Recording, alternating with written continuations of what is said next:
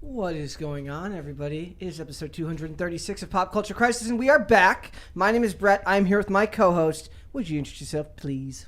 Hello, Crisis Actors. It's Mary. I am happy to be back with you on this casual Friday, and believe it or not, I did not take our time away from the show to have a Taco Bell wedding with Bhad app or anything like that. Actually, Brett and I went to Disney World. Yes, that's exactly what we did. Yeah. Yes. By the way, I said, would you introduce yourself, please? Yeah, I sounded very Neanderthal right there. It's good. It's Okay. good. It's good. How you doing today? I'm good. How are you? I'm ready to get back to work. Very, very ready to get back to work. Nervous energy. Yeah. Like you got to get back to things and start working again. Because also it's like when you have to take a couple of days off in the middle of the week, there's this vibe where it's like you feel like the equipment's going to stop working, even though like even if you take 2 days off every weekend and nothing stops working. Sound like a helicopter parent. Yeah, to myself. And with that neat observation is our guest host today. What's happening, everybody? Ian Crossland, happy to be here. Thanks for having me, Brett, Mary. Good to see you guys. Nice to have you. How you doing?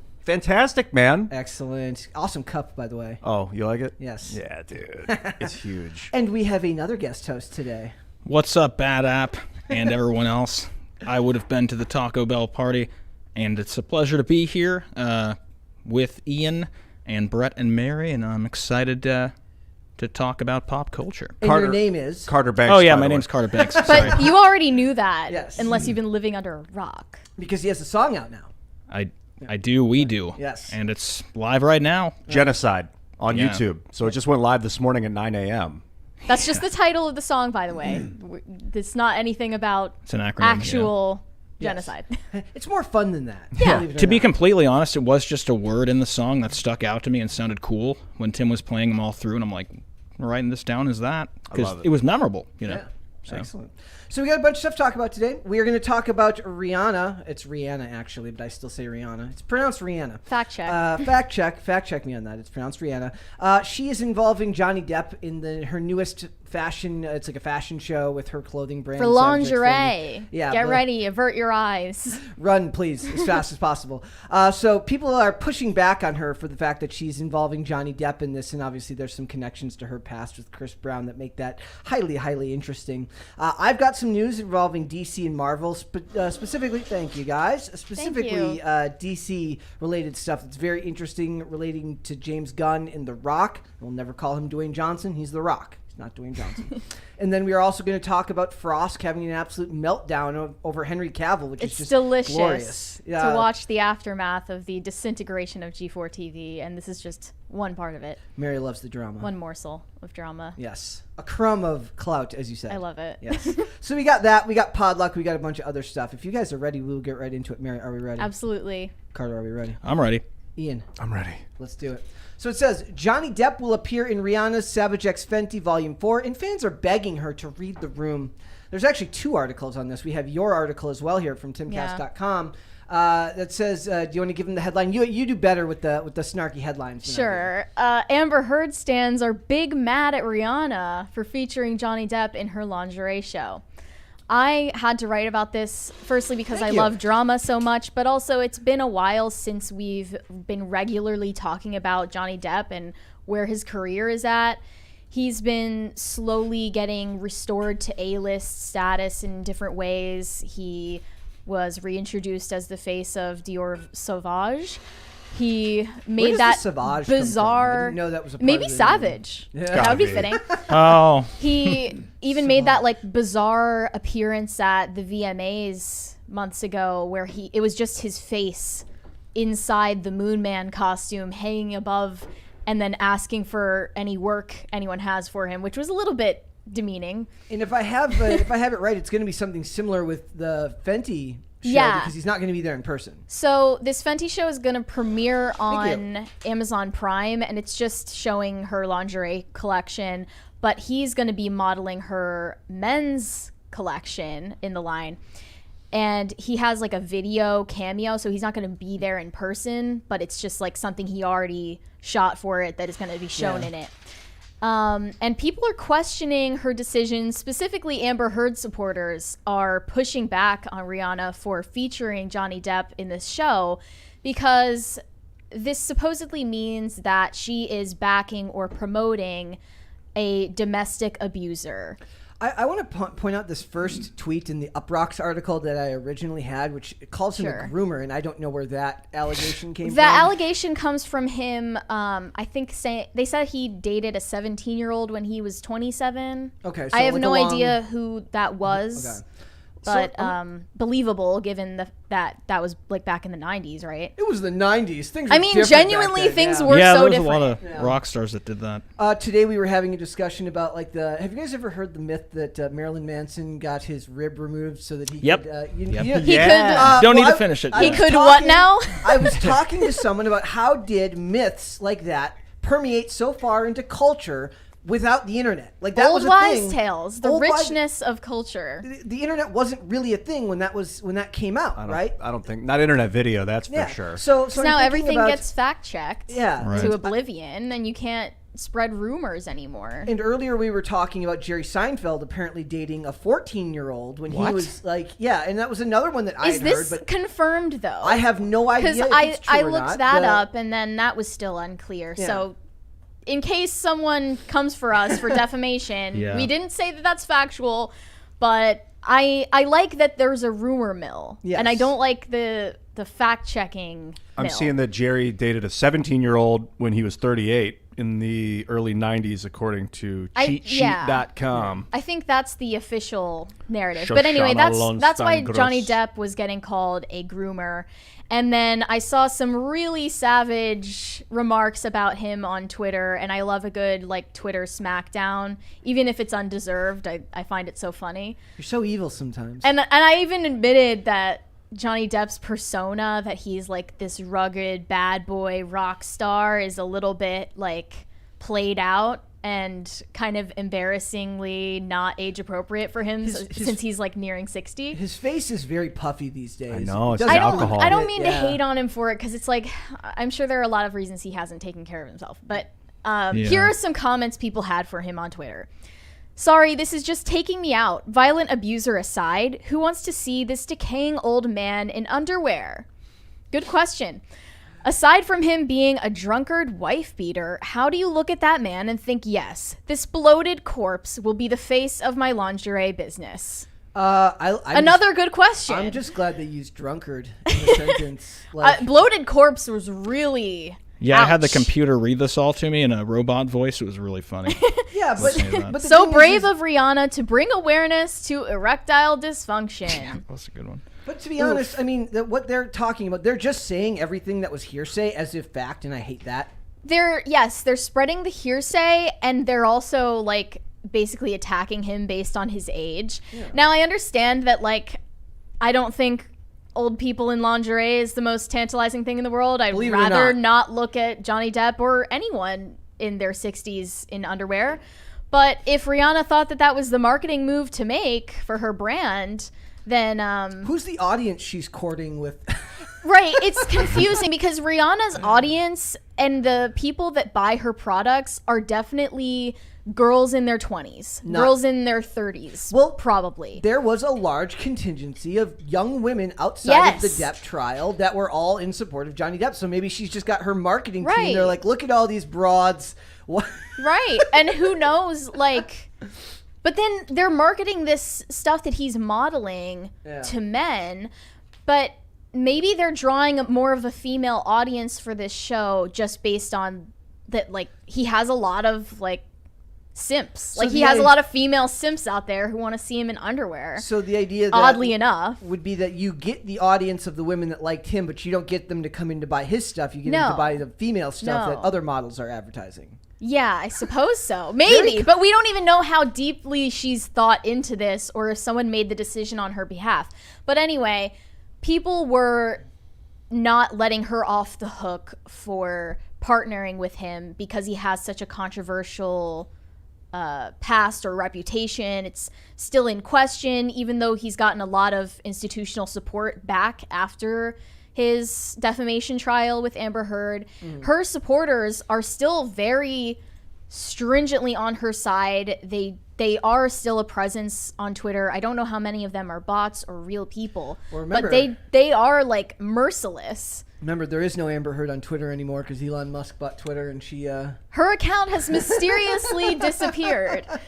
It would have been funnier though if he had just suspended her account instead of her deactivating it. It's the same thing with Grimes. Like he just goes through and just unfriends and deletes every. I should check Grimes' recent tweets if she has any. Are they on good terms? Maybe she's gone silent. I think they're on fairly good terms. I mean, they've got to be, right? Because they had a baby.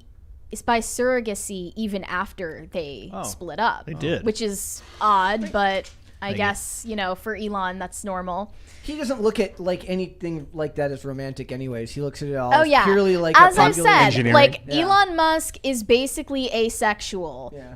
If it were an option for him to have babies by like single cell division, he would absolutely do so. He is not interested in women. And then give you a logical explanation as to why that's the right. He's like, well, I've only got so much time in the day, right? And the amount of time it takes. It's about efficiency only. I bet if he was here, he would deny those claims. I agree with Ian, though. He seems to like the ladies. Yeah. Well, let's see if he refutes me then. Yeah. That's a challenge. Step up to the plate, bro.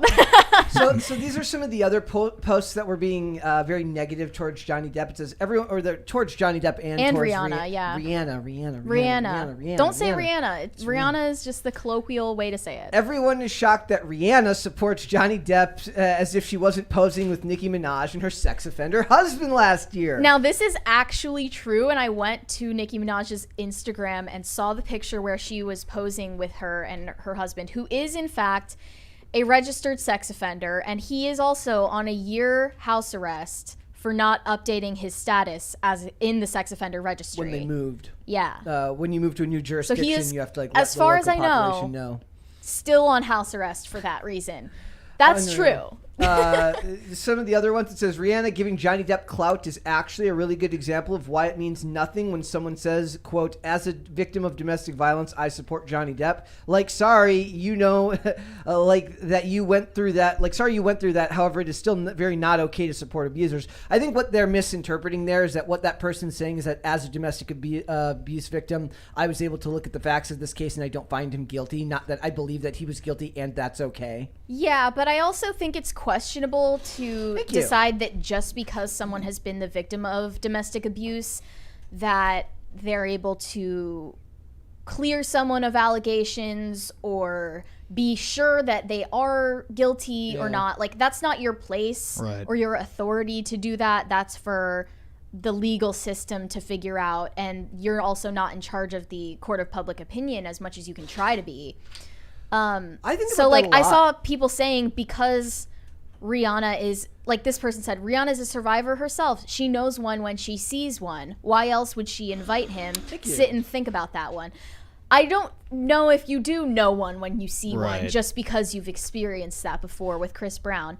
And also, and abuse takes many forms anyways, so it's not like you could you'd be able to pick that person out of isn't that literally judging a book by its cover? Yeah. Like, and I heard on a podcast that Rihanna did with Oprah Winfrey, actually, she fully said that she forgives Chris Brown and still wishes him well, and they have no hard feelings, no grudge. Do you think that it's possible that she was she feels some amount of guilt, like that she acted out in like it was a mutually bad relationship? I mean, that's at least the story that Chris Brown says happened. He says that she began the physical altercation, but that he feels he overreacted. There's a whole, I mean, that's like a whole cottage industry on the internet of women just beating up men in public because the man can't do anything about it. Like, that's a whole thing of videos that people watch. I lived next door to this couple 10 years ago or so, and I could hear through the walls, I could hear him murmuring, like, and the guy'd come home, and then they'd get into a fight, and he would start hitting her sometimes.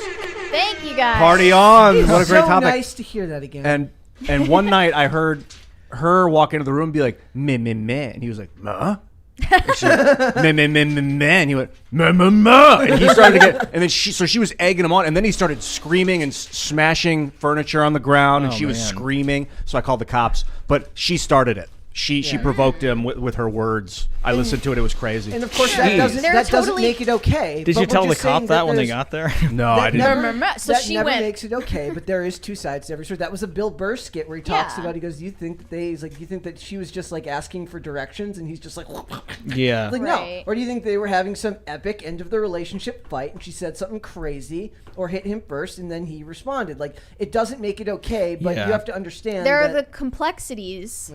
To those real life situations that we're not privy to, and especially in the Johnny Depp Amber Heard case. I mean, it really was about defamation, not about abuse, but there are things that we just can't know about what happened between them behind closed doors, and Rihanna can't know. And just because she experienced similar things, she can't know, and she can't decide for the public what they think of Johnny Depp.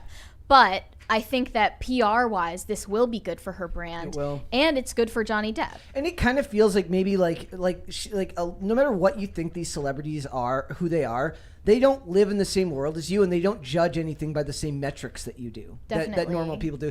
Also, there are people that had to go and somehow try to make this political. There was this thing from Breitbart where Drew Dixon, she says, Johnny Depp has been embraced as a hero by unhinged right-wing misogynist extremists, and now has been invited to appear at the Savage X Fenty show.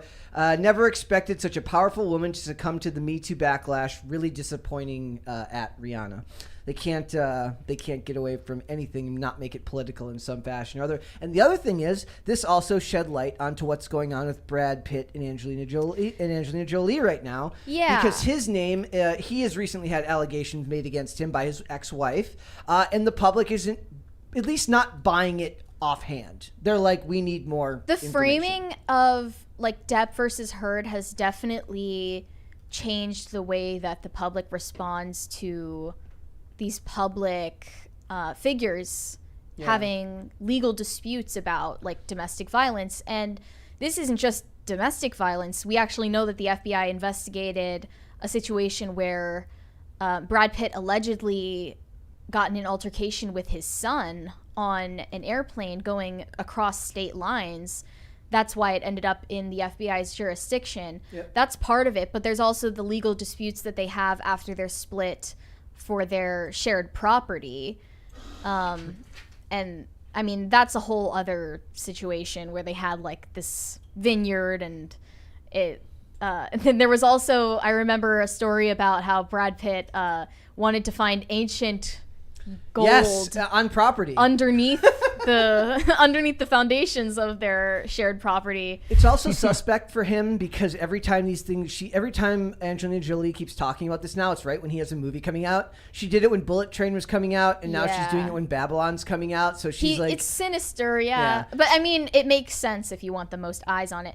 But the two things he's leading in Babylon, which is an interesting story given that he's about to put out a Harvey Weinstein dramatized like movie about the fall of Harvey Weinstein. What is Babylon? Babylon is about the early days of Hollywood and what it took in that Wild West type of period to stay in the spotlight. Yeah. So I know Margot Robbie is also in it. So just on that grounds alone, I want to see it.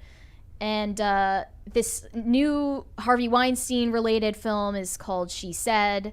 And we were talking about that also because Harvey Weinstein's lawyers wanted to postpone his current trial in LA past the release of that movie so that the media would die down about it.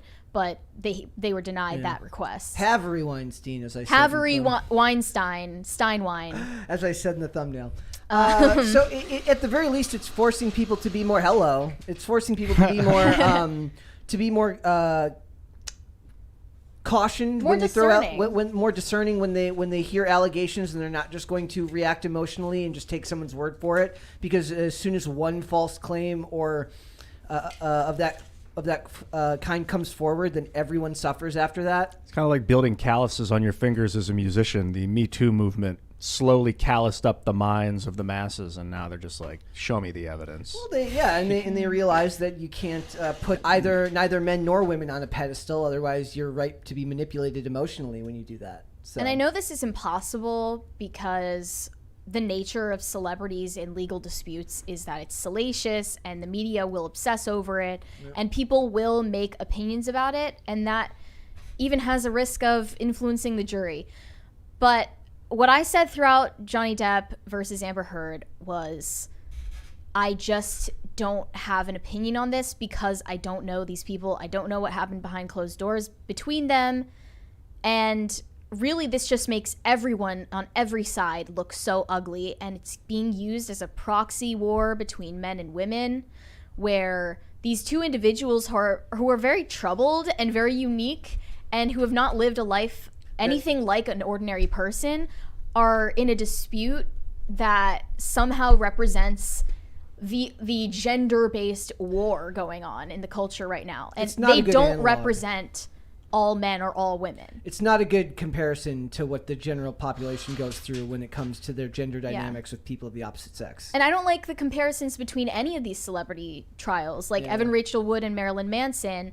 They are not an analog to Amber Heard and Johnny Depp. Yeah. That's just not how it works. They're individual people with their own unique case and details and relationship and experience.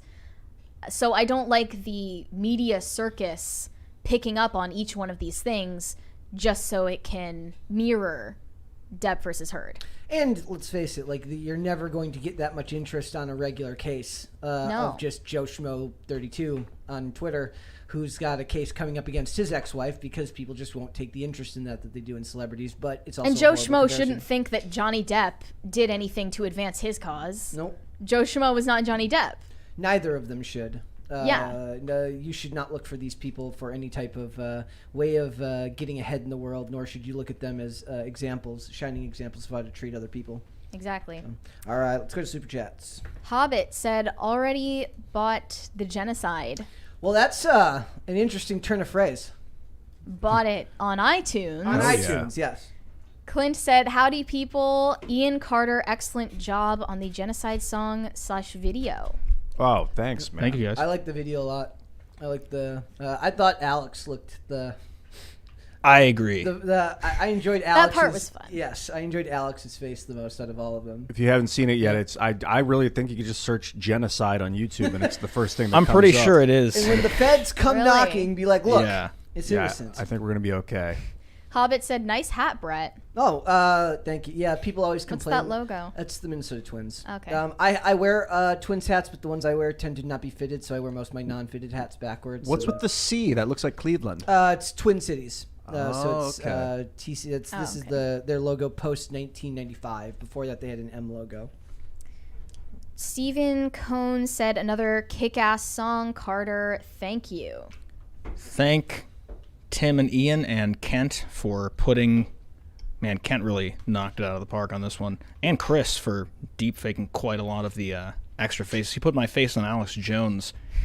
No, he put Alex Jones's face on mine to be transplanted onto somebody else. It looked really creepy. Oh, I didn't know that's but really good. How it worked. How long did that take? I have no idea. A week, less than a week. We shot it last Saturday. I was going to say, I remember you guys working on it last week. Yeah, we shot it in the morning in like an hour and a half probably. Yeah, the filming wasn't that bad. We just kind of we all sang through the song twice, I think, and then came up with some cool ideas on the spot. But yeah, Ian, dude, you knocked it out of the park with the... my own self-criticism, keep your chin down. We're going camera, my neck is up like this because I'm like trying to... But chin down. You can see my neck. I'm looking at it right now. I like the fear in your eyes, though. Thank you. It was genuine. Nice touch. Yeah. Johnny Beck said, hippo character... Oh, I don't know. What is this, a hippo? Looks like a dinosaur. Is it a dinosaur or a hippo? I have no Let idea. us know. That's a very good Nathan question. Settlemeyer said, Ian, have you heard the song Bad Vibrations from A Day to Remember? Every time I hear it, I think of you. No homo. I have not heard. I gotta go listen I to have that not song. heard Have that you? in a long time. I've never heard that. I no. haven't either, but I've heard Day to Might Remember, be. obviously. Day to remember. Potatoes for Seamus said, don't leave us kids unattended anymore. LOL, when you guys were out, Center Conservative Mom apparently kidnapped me and made me elope with her at the Waffle House. Which Waffle House? Oh my goodness. That's a good question. What if someone met their spouse through the PCC live chat? What if that would be happened? That'd be a good awesome. goal. Yeah. It's almost definitely happened over at IRL. Yeah.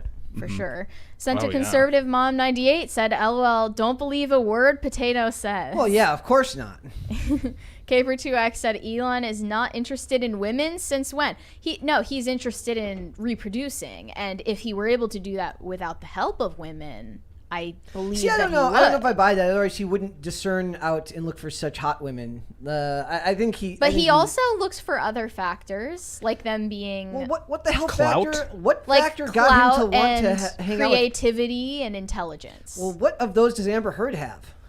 Oh, She has She clout. didn't have clout at that time. She has clout, and she's evil, so she's got to be slightly smart So he's like, if I need an evil CEO, to manipulate people. No, You got to be smart to manipulate. I don't see a whole lot of appealing attributes from her, but Well, that's just me. physically, yeah, she's gorgeous, but the rest of it, not so much. What was her kid's name again? Unag or something? Something like that. Weird. What the heck? Potatoes for Seamus said, "Anyone who hasn't checked out the new song from Tim Cass, go check it. Check it out. Do it. Do it. Do it." Do it. Waffles Sensei said, "Believe all potatoes." Potatoes. We will not. We will not listen and believe. Joe Biden is a beep. Said, liked the new song Well, it's a good thing to know that Joe Biden liked the song. I'm glad you guys and like other it. things. Yeah. Rega Tan said, "Welcome back, PCC gang. I miss you guys. Still waiting for that radio mix of Only Ever Wanted, Carter. And also, Carter, please play Elden Ring." I need to ask a question. Elden Ring. What constitutes making something a radio mix? I always thought it just was a shorter version of the song for radio play. Essentially, yeah.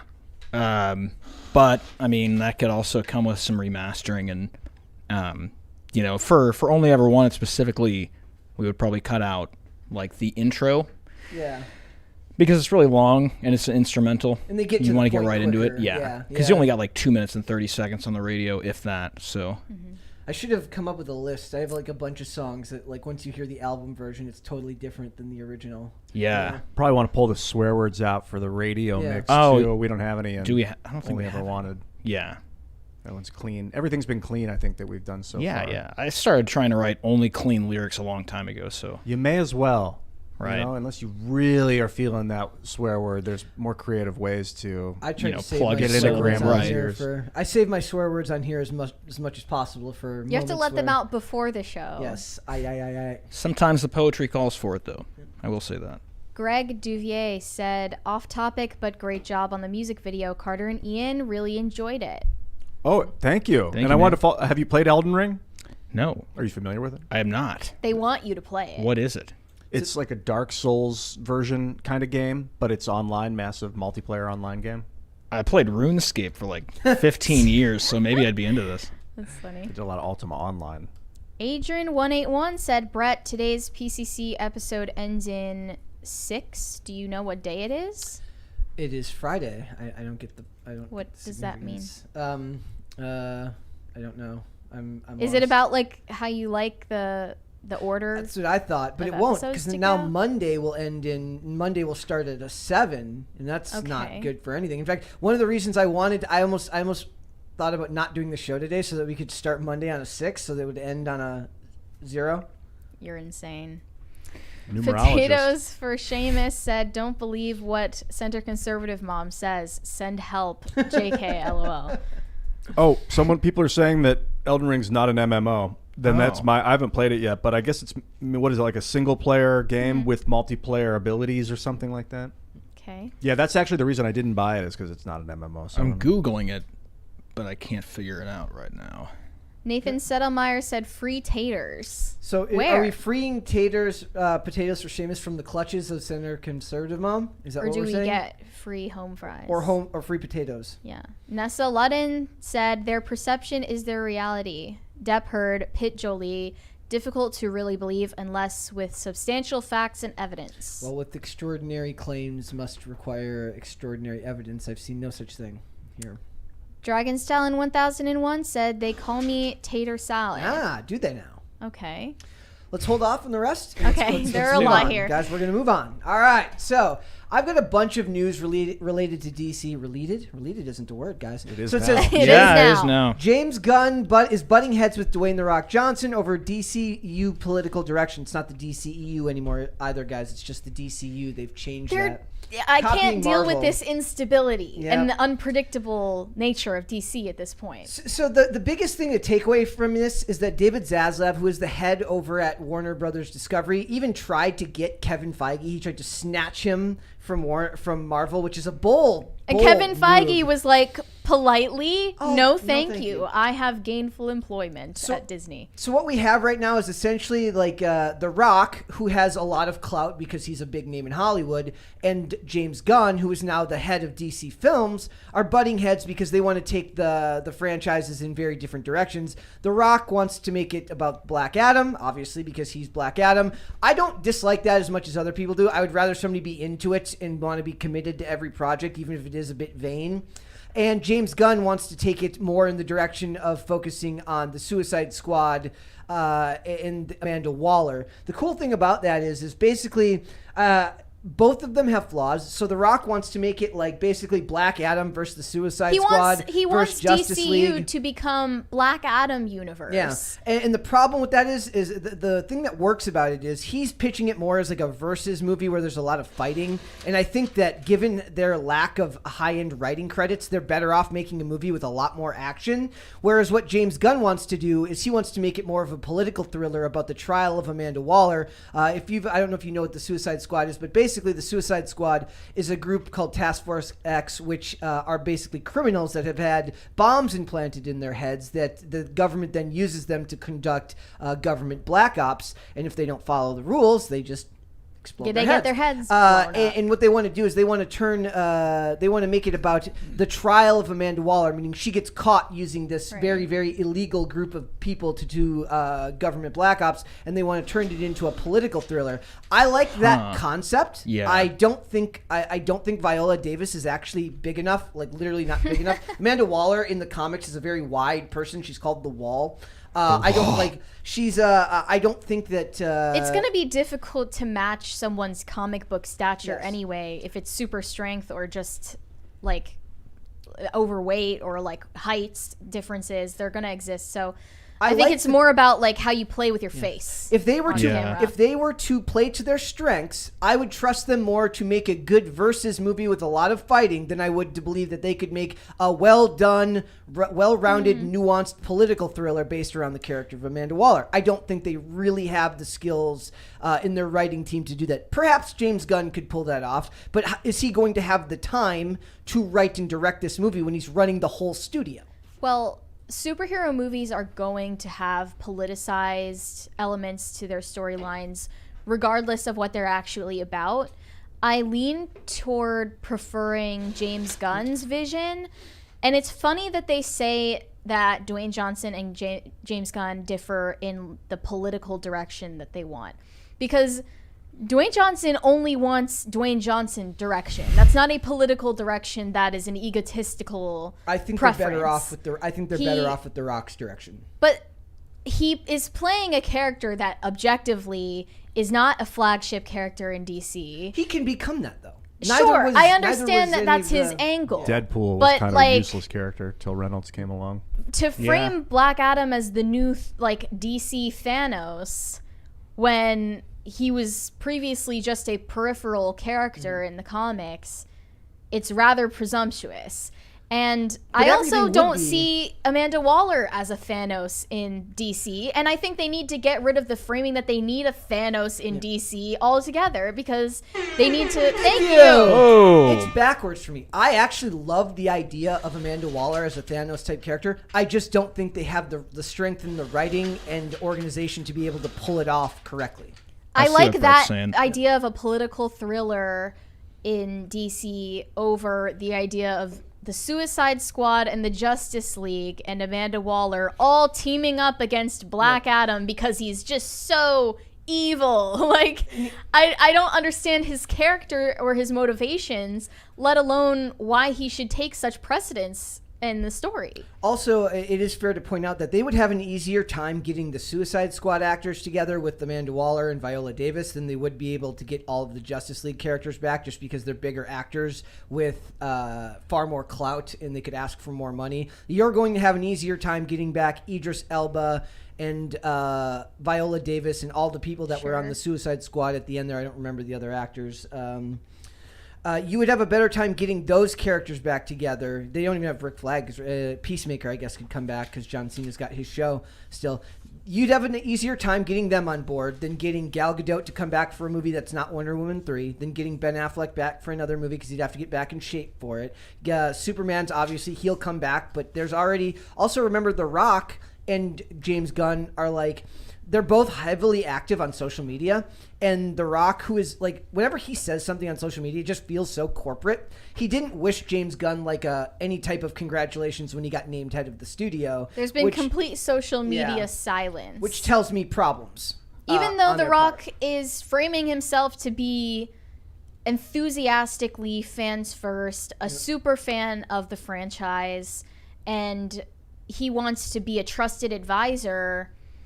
He also is just presuming that he should have more authority over it than he's been given. Yeah. But the thing is, I think that they should play to their strengths, and that's to not put as much thought into it. I don't think they have the capability to make none of those movies have shown me that they can do that. There's some good heart to the Suicide Squad sequel that James Gunn made. There are bright spots in the stuff that Zack Snyder made, although I would say that narratively they're very clunky and all over the place. Dark tone for the sake of dark tone isn't going to appeal to everyone. There isn't enough consistency to prove that they could take on something as nuanced as making a superhero political thriller based around the evil actions of a woman that doesn't have superpowers. If done correctly, would be a far superior movie, but the chances of that coming out as well as just a movie with a bunch of people beating each other up is not as good. So I say until you've got your footing and you've proven to people that you can make more than one movie in a row that doesn't suck balls, then maybe you should stick to something a little bit simpler in the meantime. I mean, I thought Black Adam sucked balls, but that's just me.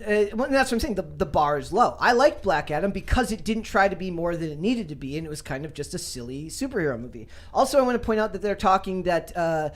John Campea mentioned that they may be moving up the release of Man of Steel 2, meaning that they could start shooting as early as February of this year. We'll see. Of next year. Did I say this year? Yeah. Of next year, yes. He's already started filming. Yeah. He went back in time. So that would be interesting. They're talking about Brainiac as a villain. Yep. And they also talked about possibly making Wonder Woman 3, meaning the Patty Jenkins Wonder Woman 3, a Trinity movie, meaning making it about the three main members of the Justice League, meaning Batman, Superman, and Wonder Woman. Again, we're back to DC doing what they always do, which is make a bunch of announcements that they think people will clap like seals for and be like, oh my God, Ark, that sounds so great. Which but they generally do clap like seals. But the problem is they never follow through. They never actually deliver on any of these promises. And so if Zaslav needs to do one thing, he needs to start reining these people in and not making announcements or gossip willy-nilly. And they need to start coming up with a cohesive plan and don't make any announcements until something is actually on the books. Yeah. I mean, I'm excited for this Penguin series, actually. Now that I've thought about it more, it's less of a commitment for me than watching a movie. Why? It's going to be like 8 hours. You're going to watch if I watch the whole thing. If I just watch the pilot, though, then I can drop off whenever I want. Oh, well... I'm that way. Like I'm not. I'm more into that idea. I'm not a completionist. I finally got around to episode 3 of The Peripheral last night, and I stopped like halfway through. I'll probably finish it this weekend. I can't believe you're actually gonna finish The Peripheral. I'm probably gonna finish it. It was like aggressively mediocre. It was fairly mediocre. So yeah, this is this announcement that they could make Wonder Woman 3 a Trinity movie. It would be interesting to see them try to use the same characters that Zack Snyder used, meaning Ben Affleck's Batman, Henry Cavill's Superman, Gal Gadot's Wonder Woman, but not under the direction of Zack Snyder, to see what Patty Jenkins would do with it. There was this statement like, don't count out Zack Snyder just yet, and they were talking about like Justice League 2. Hey, I have no problem with Snyder. I know a lot of people hate those movies, but I have no problem with... In a world where all all superhero movies are annoyingly, like when everything Marvel makes has to be annoyingly self-referential and comedic. A bunch of people that take it way too seriously is kind of a refreshing change of pace for me, so that never bothered me as much dark as it for the sake of dark, and a political thriller that takes itself way too seriously and is doing a commentary on, you know, corruption and government. It's what I expect from Snyder, though. It's not what I would expect from Gunn. Gunn's not known for doing dark for the sake of dark. Mm-hmm. So we'll see where it goes. I don't know if I would want Patty Jenkins doing that, given how bad Wonder Woman 2 was. Wonder Woman 1 was fine, but from what I understand, Zack Snyder had a lot to say, had a lot of input and influence on that script, right? Okay. Whereas Wonder Woman 2, which was just Patty Jenkins, is comedic and stupid, and they got rid of her sword because swords are bad, and and phallic too. Yes. So we'll see. It could be very, very interesting, but we're back in these cycles again where DC's making all these annoying announcements constantly, and I would rather see more finished products rather than endless buzz about stuff that never comes out. Well, now that we know there's a rumor going about that they're going to start filming for Man of Steel 2 that quickly, and the turnaround would be that quick, then there's more salience to the point that Henry Cavill left The Witcher solely for joining the Superman project again. Yep. So that should be an interesting development.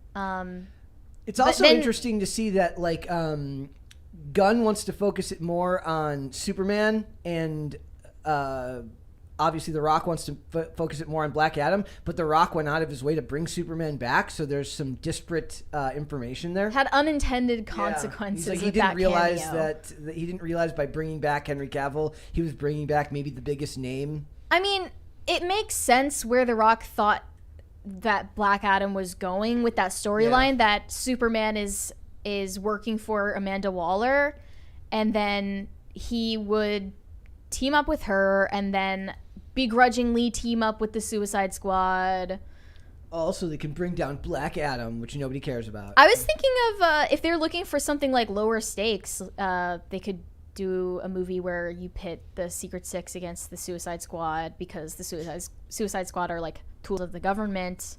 Well, they should. The Secret Six are evil for the sake of being evil. They keep trying to make grander and grander ideas that don't need to be that complicated. Stop making it that complicated. Boom, boom, boom, sky beam. But The Rock is trying to have a whole like Infinity War scope for him being the main villain, and it's like, I don't know if anyone cares about Black Adam that much. With none of the planning. Right, with none of the planning. Yep. All right, and then there was some Marvel news as well, right? There was. It looks like with the introduction of the X-Men into Marvel, into the MCU, they are going to race swap as many of the X-Men actors and actresses as possible. Also, remember, you can't say X-Men anymore because X-Mixin. I'm sorry. Are you serious? I'm learning. I'm growing. I'm doing better. Yeah. I take it back. I take it all back. Yes. But it looks like they're even willing to leave money on the table if it means that they get their diversity, equity, inclusion ends met. Yep. Basically, the idea would be that they would introduce the Fox versions of the X-Men characters as like a soft launch into. Then they can change them midway through and kind of pull a bait and switch. So there's also this was interesting to me, a toy industry expert who weighed in this article and revealed that Disney is okay with taking a loss if it means that they can remove white characters from the MCU. He noted that focus groups have indicated large majority of fans don't want any of this in their superhero entertainment, but that one of the main objectives at Disney and Marvel is to continue to transit from white men, even if this means leaving money on the table. They realize, unfortunately, white men are the money in the whole revenue stream chain, which includes multiple viewings, more merch at higher price points, secondary media spends, etc. We want to give the minimum possible needed to get the most that we can out of them. We'll have to throw them a couple of bones. So even though white men in these roles are leading the most audience to watch the movies and also the shows, they are doing everything they possibly can to expel them from the franchise in favor of race-swapped characters, which is not only insulting to the white actors that were previously Right. in those roles successfully, but it's also insulting to just throw something derivative at a non-white actor or actress. And they never just use different characters. They always Never. have to Never. because they don't want to market new characters. And now they're using so many peripheral, irrelevant characters that you never even knew of before, race swapping them in the first time you see them on screen so that nobody even remembers the original iteration. Yep, that's the point. Right. Yep. And it's scary that they're trying to And you just do like, this under our noses because everyone sees what's happening. It's one of those things where like and you kind of just get dragged out by it. Like when they did it to Hawkman, I just stopped caring. I just like whatever. They did it to Black Adam yeah. also. And we're just expected to not notice how intentional it is. Yeah. It's not even the race swap in and of itself that bothers people. It's knowing that a boardroom sat around a table and talked about how they can minimize. Well, really talked about how can we brainwash our fans who are so brutish and racist into being less racist. Yeah. We're going to change the characters they like. Yep.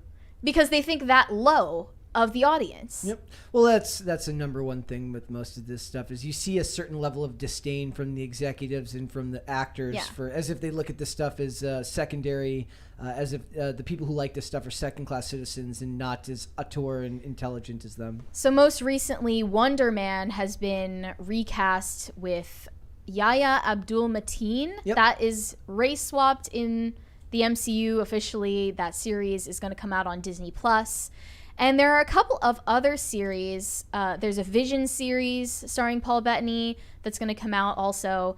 And then a spin-off of WandaVision called Agatha, Coven of Chaos. Mm-hmm. It's going to star Kathryn Hahn, and it's also going to have Joe Locke and Aubrey Plaza, weirdly enough. The Kathryn Hahn part of that, this is a bit of a weird aside, is like the funniest like Hollywood success story ever. She was she played like a secretary on a really weird show called Crossing Jordan in like 2004, where it was about a medical examiner in Boston, Dr. Jordan Kavanaugh, and she just played this kind of peripheral second character. And if there was any actor in that had like Miguel Ferreira, had and it's not Deborah Messing, I always forget the actress's name, but like it was a very early role for Mahershala Ali, and out of all the people to like make it in Hollywood later, it would not have been Kathryn Hahn that I would have expected to I mean, end up. I don't know if I would consider a Marvel spin-off series making it in Hollywood, but I'm sure it pays well. I think it is. I think I mean it's more like going from an obscure television show, like network television show in 2004. So remember, she was already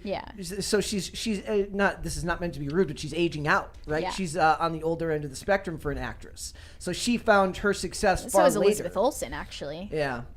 So she found her success much later. I mean, so is I'm sorry, I'm forgetting the name of the She-Hulk actress again. Tatiana Maslany. Tatiana Maslany is also in that age bracket. So I think they're intentionally also aging them up. Aging up, lead female characters. Maybe even older than the average male characters that they're casting. I don't know. Jill Hennessy, that was the name of the actress I couldn't think of. Seems to be part of their agenda. Yeah. But I thought that was interesting because she was young in that show, and that was in like the early 2000s. While we were away, I was looking at Twitter when people were talking about Coven of Chaos, and I firstly saw Joe Locke. He kind of had his breakout role in Heartstopper on Netflix, which is like an LGBT rom-com type of thing, and he had a love interest, Kit Connor, in Heartstopper. And now all of these fans want his character in the Marvel show to have a romance subplot with the same actor that played his love interest in his first role. Yeah. Unrelated. Because that's the just comics Twitter. don't matter. No. They're just weirdos who want to insert their weird preferences into shows. Entertainment really died when shipping became a thing. Dude, the shipping, I'm obligated to say, like, the conversation about race swapping Wonder Man was so creepy and disgusting. It was, like, actually disturbing to see people saying the things they were saying about Wonder Man, because they wanted a romance subplot between the new Wonder Man, played by a black man, and Wanda, Scarlet Witch. Yeah. And then they wanted to basically like cuck Vision. Like I actually didn't even know there was a Wonder Man. Twitter like, is I'm not just a learning Twitter this is now. not a good place to be.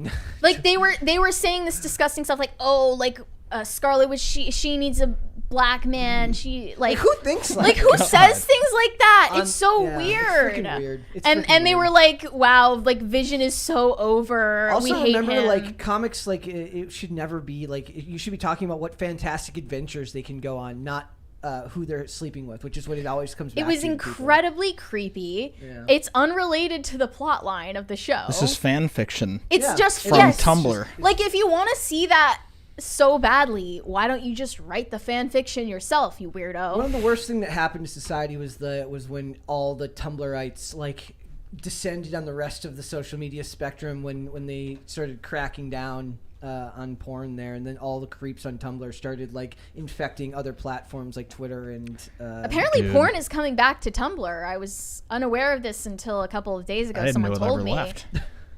Well, they made it against their TOS in like maybe 2019 or something like that. And then they've just recently decided to switch it back, apparently, and that's going to ruin Tumblr for me because I like the fact that no one is on there. Yeah, I have one from like 15 years ago. I'm about to Google it now and see if it's still there, but I never basically used use it. Tumblr as if it's Pinterest, like just for pictures.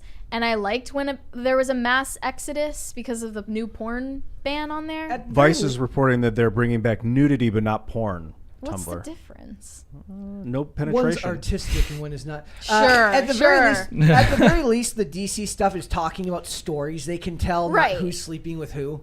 The Like, MCU I don't fans are care. incredibly Weird. creepy and mentally deranged, and I guess porn is now infecting the MCU because they can't make it for themselves. It's weird, like when people are like, please, fantasy creator, make that fantasy character do some fantasy thing. Otherwise, I can't sleep at night. And it's like, dude, just Right. make it up. Just pretend. Right. It's okay. It's you know? still in your head. Like, it's okay. You can have an imagination. You know these You're people allowed. aren't real, right?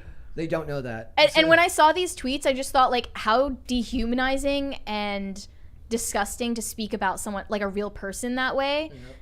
They were saying, like, I'm sure some of you have, like, heard the phrase, like, once you go, Yes. you can never go back. Like, What do you mean? I'm kidding.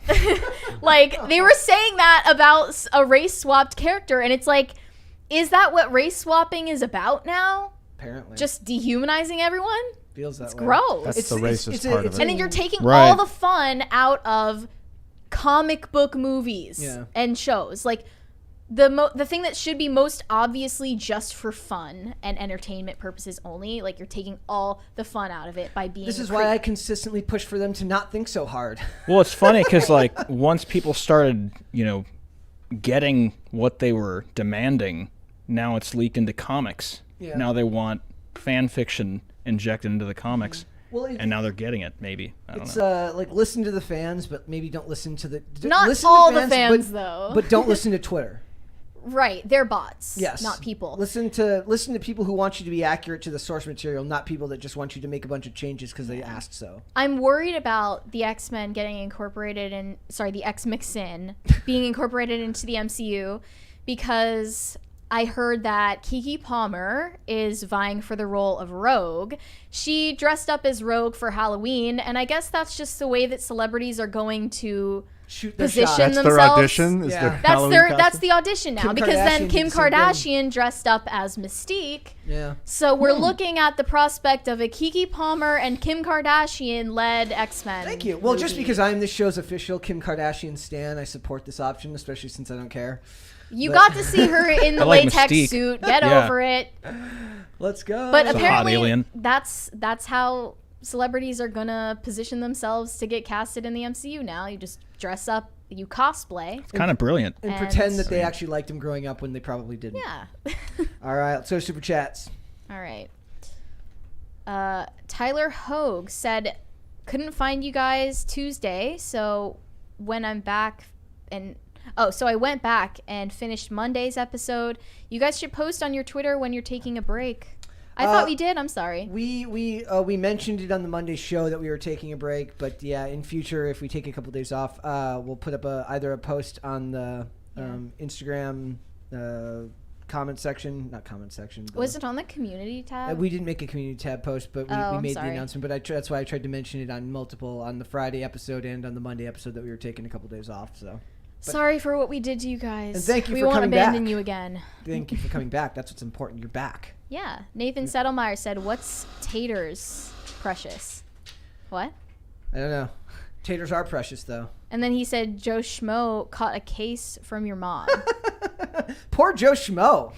Joe Schmo 32. We need to have like an actual AI. We need to have an AI art program design Joe Schmo 32 for us. Joe Schmo 32 is every man. Yes. Doug Bernard said, "Video reminds me of REM's Bad Day video." I've never seen it. I haven't either. Me neither. I love REM. I probably heard the song. Nate Parrott said, "Phoenix Point, Ian, it's turn-based, so you can put the controller down in mid-turn. Put the controller down mid-turn and grab a cup of Krigler coffee." Delicious, by the way. I Highly didn't know recommend. that existed. It does, and it's awesome. Krigler Coffee. Is it KriglerCoffee.com? I think it is. Okay. Do we have any? Yeah, try it. I have some in my room for cool. sure. Let's see if I can point you to it. F off said, "I still play RuneScape. Haha, get it, brother." Yeah, I saw that. Do you still play RuneScape at all? Nobody really ever quits RuneScape. You just take long breaks. And come back to it. I have my character. What kind of class is your character? I was a pure mage, so I had like 99 magic, I think, which is as high as you can get. And then I would drag and dagger people down. I had like a whip. I got a Santa hat, old Santa hat. It's one of those really rare drops from like 15 years ago. It's worth like legit cash right now. It's pretty cool. Oh, yeah. I remember us talking about RuneScape or something like when we were going to the casino. I never played RuneScape. Yeah. I've only played Ultima. I tried to get into Damn. RuneScape later, but because it was ancient graphics and I didn't have the nostalgia understanding, Right. I didn't. Yeah. I just kind of over. I mean, it was also I'm doing other things now. In my Right. 40s, it's a little different. Yeah, I mean, I tried to get into WoW back when it was like, I think my friend gave me like all 8 discs to download, and I was on like the 7th one, and my computer memory was out. I'm like, I'm not doing this. And it's probably good because people get addicted to that game. Yeah. Toy News Quarterly said, "Please go vote, everyone." That's Thank you. right. Toy News Quarterly. Cool channel. Check it out. Really? I'm saying I'll have to check it out. Okay. I think we checked it out. I think they had left a super chat before, and I checked it out. I have to look it up. Okay. Kai Rain said, $5 for Mary because she's cute and I am apparently horrible at finances. That seems like a backhanded compliment at the end there. Yeah. Like it's like you're cute, but I'm also bad with money. Yeah. So maybe you're like, is that to say that like to justify the $5, it should have been cute? You should have been cuter. I don't know. Now I'm mad. So you really wasted your money. Bobby said, "Great video, Ian and Carter. Happy Friday, y'all. Ian, have you heard of a music group called Spangle? The only way I can describe it is the first thing I thought was Ian would love this. Spangle. Hpongle. Huh. Cool name. Nathan Settlemeyer said, Ian would love your mom. Nathan that true? Settlemeyer true? also Probably, yeah. said, I hope Nightcrawler is black. Probably.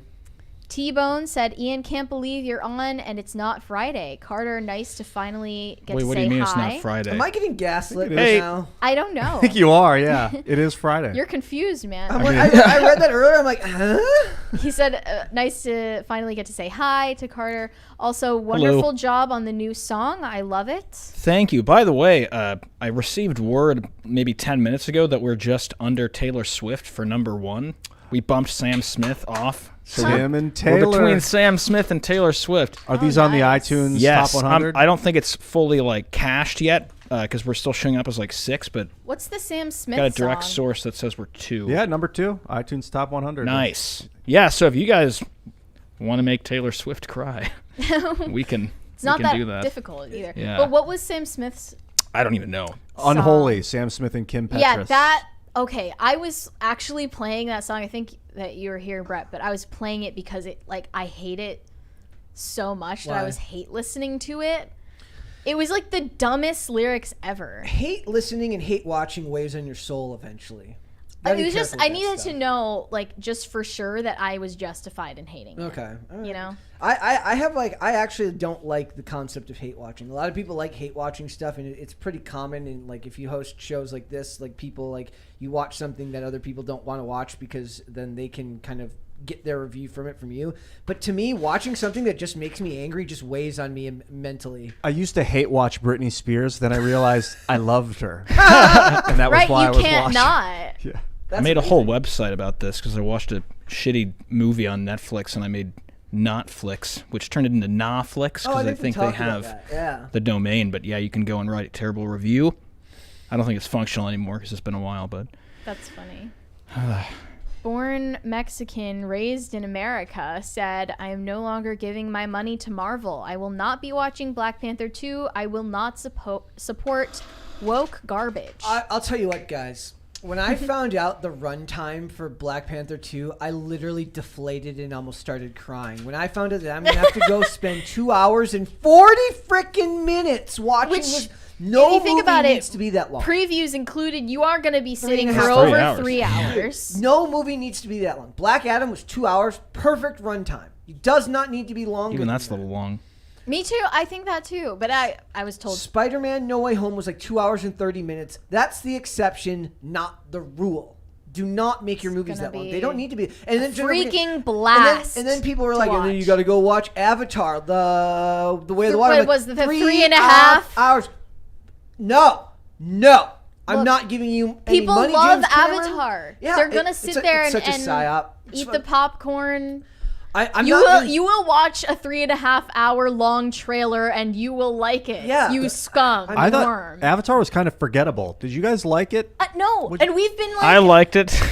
okay, but we have been like completely razzed for not liking Avatar Okay, because it hate was it. so popular, and like people in the comments are like, "How dare you guys not like It had nothing to do with the storyline. It was all just me fascinated by what the people looked like. Okay, I sure, saw it in but like, IMAX too. It was kinda, damn. It was spectacular, but I just forgot all the plot. Right, I couldn't really Exactly. tell I you what remember happened. the story, but I don't. It was so long. I didn't remember being The South Park 240. episode mocking it is actually, I got my information from that And then with the James Smurfs. Cameron had the temerity to say like, we'll just take a bathroom break. Bite me. No. he's I'm like not- literally telling us, "Don't watch the whole thing, Yeah. you dummy." I'm not doing that. But I just think, like, if you only like it for the visuals, just say that. But don't say that it's, like, actually a good movie. also, let's say There's nothing to it. You could make a Well- movie just based on visuals, but it should be 2 hours, not three and a Right. half. I don't need 3.5 hours of visuals. It was a good thing to have on in the background, or just to have on and not really pay attention. Avatar was. Yeah. Also, it has that continued theme of, like, there's this mineral that people are trying to steal from an indigenous people. Yes. Called unobtainium. I didn't And then even get weirdly that. enough, there's also vibranium in the MCU. Yep. Eternium in the Oh, DCU. I see where this is going. There's just always some There's precious resource. Spice and Dune. Some Yeah. evil people inexplicably want. Welcome to my world. And it's like, I don't know why they can't come up with an original story for their Unobtainium- lives. MacGuffin, isn't Unobtainium it might the be Wait, the unobtainium Unobtainium. is a thing? It was in Avatar, your favorite movie, Carter. It's not my if you favorite don't movie. remember, unobtainium was like the driving force of that plot. I if there was didn't realize there was a mineral called that. yeah. So maybe that's because why it's I like it unobtainable. so Get much. it? not acquire them. I do now. Hobbit said, Lord of the Rings and the original Star Wars sparked my imagination and creativity. Modern storytelling squashes and destroys both. There is no modern storytelling, not in the standard sense. There's very little in the way of the hero's journey, which is very, very sad. Like The Rock, like Black Adam, he's the same at the end of the movie, and I like the movie. It was fine, but it's not high art, nor is it great storytelling. He's the exact same at the end of the movie as he was at the beginning. I just got to see cool stuff blow up. That's fine for a 2-hour movie, but Sure. you're not shooting for a higher ground there. You're just making the bare minimum. But if he wants to be an interesting villain, you should at least understand his motivations, other than he didn't kill Adriana because she's hot. Well, I wouldn't kill Adriana either. Sarah Shahi, Vavavoom. Potatoes for Seamus said, can we have a Marvel movie with Ian as Graphene Man and he has to stop his arch enemy's Polymer Man? played by Brett, and Ian has to stop Brett from destroying all the graphene, so people will have to use more polymers. Wait, why the hell am I the bad guy? Yeah. I think why that do you question love answers polymers? itself, Brett. That's not fair. Trying to put it in the water supply, aren't you? Mary can be the bad guy. I will I can be a filter the water. fluoride girl. Yeah. Oh man. I like destroy people with my fluoride stare. Do it. Nathan Koss said comic book creeps are debilitatingly prawn sick. Yeah. It's true. They love it. Don't go on DeviantArt, whatever you do. Or Twitter, apparently. I mean, they can just shamelessly say this stuff online. Creepier stuff would be like Sonic DeviantArt is What? really, really creepy. They have that? Yes. Chris Chan exists. Don't look it up. So, yeah. Tacti Platty said, welcome back. Been trickling in memes for y'all. Also, are we doing meme review on Monday? I believe so. Guys, if you haven't already, go join our subreddit. We want to see all of your memes, out of context clips about the show or any of the topics that we talk about, because we want to do a meme review with Dane on Monday. Yep. That'll be a fun way to officially come back to the show. Yep. So yeah, go submit any memes you have on the subreddit. I just want to shout that out. We've kind of slacked on shouting that out on the show. Center Conservative Mom 98 said, Mary, it's X-Force according to Deadpool 2. Since when? I only saw Deadpool 2 once. I didn't think I watched that movie more for Josh Brolin than I did for. Since when is it X-Force? What? That's different. X-Force is different. What about X-Force? X-Force is and X-Men aren't the Cable. same. So Yeah. is X-Force she is a different saying group. that? I don't know. They're not the same thing. X-Men and X-Force are two different things. X-Force Okay. is led by Cable and has like Dominoes in it. Who else is in X-Force?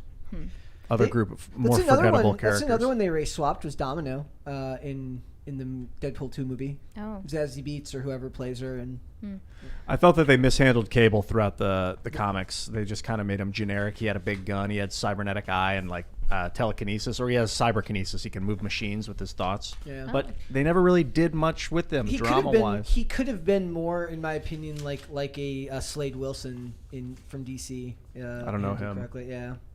Bobcat said Ultima 6 was my favorite, but it was also the latest one I was ever able to make work. What's Ultima 6? I don't know what that is. Ultima's know. the game series Ultima. There's like 11 of them, and then or something, 10 of them. They made an online Ultima Online, which is the one I played. I never played any of the original ones though. Any of the one-player ones. Luger Lynx said RuneScape is interesting because it's like they looked at everything that makes games fun, then didn't use any of them and still somehow managed to be fun. That's an amazing thing to do. Be like, what can we do to not make this fun? But I then gotta have it disagree. accidentally- It was the simplest form of like it got so complex with all the different, like all you had to do was press like a button to fight, and you could use a special move, but you didn't have to like actively be on it. Yeah. In RuneScape, or Yeah. Yeah. Bobby said Ian would love my mother. She's very pleasant. Oh, okay. Well, thank you, Bobby. I'm sure Ian would love that. Hobbit said it is not Friday. Also, there are 4 lights. I am sick of this gaslighting. Wait, what? Why is he saying that? I'm not looking at my phone. I'm not checking. Brett, Are you starting to wonder what day it is? Yeah. I'm I was wondering that the other day. the gaslighting is real right now, guys, and frankly I don't appreciate it. Let's do one more and then we'll move on. This one's weird. Kai Rain said, I got pwned by Mary. I consider this a win. Now spit on me and call me scum. That's Wow. really That was direct. strange. All right. Well, on that note, let's talk about Frosk and Henry Cavill. Yeah. So it says, former G4 TV host Frosk disingenuously attempts to frame actor Henry Cavill as problematic. Mainly because she needs something to talk about now because nobody's talking about her because nobody cares about G4 TV anymore because G4 TV is gone. She got freaking sacked after trying to own her own former coworkers for getting fired. Yep. So that's your comeuppance. Karma is a bitch, Frosk. Now you're unemployed, jobless, and posting on Twitter all day, trying to get some clout. So the first thing she says is Henry Cavill said some very questionable things around Me Too. She means like hashtag Me Too. Yeah. And dated a 19-year-old as 30 plus. Seeing people throw themselves at his feet for The Witcher is weird. The show is whatever at best. So Thoughts? that relationship he had with a 19-year-old, I believe he was 33 according 31. to I thought it was 31. Either 31 or 33. Tara King. Yeah, the girl's name. Thank you guys. Thanks, you guys. guys. The girl was Tara King. I guess she was just some art student in the UK at the time, and the relationship didn't last very long. But she has never come out and said anything bad about Henry Cavill or the relationship or her experience with him. And you know what? There's no evidence that anything bad happened between them. And before we even go on, let's talk about a little bit. I want you to mention what Millie Bobby Brown said about their relationship. Well, I also want to quote the exact things that Henry Cavill said about Metoo that Frost thought was so questionable. He said, addressing men's behavior when asked in a GQ interview about Metoo, he said, stuff has to change. Absolutely. It's important to also retain the good things, which were a quality of the past, and get rid of the bad things. There's something wonderful about a man chasing a woman. There's a traditional approach to that, which is nice. I think a woman should be wooed and chased, but maybe I'm old-fashioned for thinking that. It's very difficult to do that if there are certain rules in place, because it's like, I don't want to go up and talk to her because I'm going to be called a R-wordist or something. Yep. So you're like, forget it. I'm going to call an ex-girlfriend instead and then just go back to a relationship which never really worked. Jeez. But it's safer than casting myself into the fires of hell because I'm someone in the public eye. And if I go and flirt with someone, then who knows what's going to happen? Now you really can't pursue someone further than no. It's like, okay, cool. But then there's the, oh, why'd you give up? And it's like, because I didn't want to go to jail. There are a lot of women that will say, like, you gave up to, like, she says no and you're supposed to continue to pursue her. Yeah, no, I know that. Like, so it's, what he's saying is not without precedent. Right. Yeah, and he also... Louis C.K. has a joke about that. What is it? It's like, oh, on the off chance you thought I was going to just continue. I don't even want to say it on the air because it's really. I mean, you Louis just got to go look it up. is known for having like a raucous sense of humor. And yeah, but he's it's not funny the because first his joke person is right we go too. to for like sexual propriety. I don't go to him for much advice of anything, but you know, No. I go to just laugh, me. but that's about it. Yeah. Something else that Henry Cavill said in that interview was that he never personally experienced in any of his work environments someone being like legitimately creepy. He said that he saw producers getting overly familiar with actresses, and he would always go to them and ask them if that was okay, or pointing out that So that he's the person was good being guy. creepy. So he's the good guy. He's the white If knight. anything, I don't think anything that he said in this quote is objectionable. He's just voicing a very valid concern that you don't know the ulterior motives that people have when you come up to a stranger.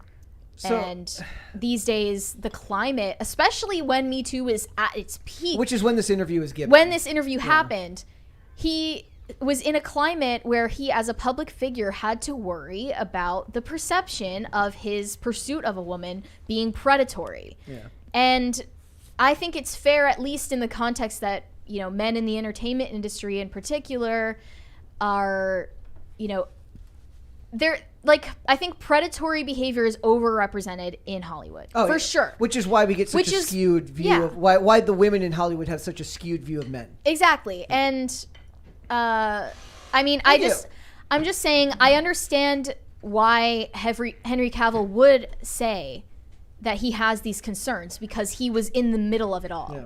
And then I looked at what Millie Bobby Brown said about her experience working with Henry Cavill on Enola Holmes and Enola Holmes 2.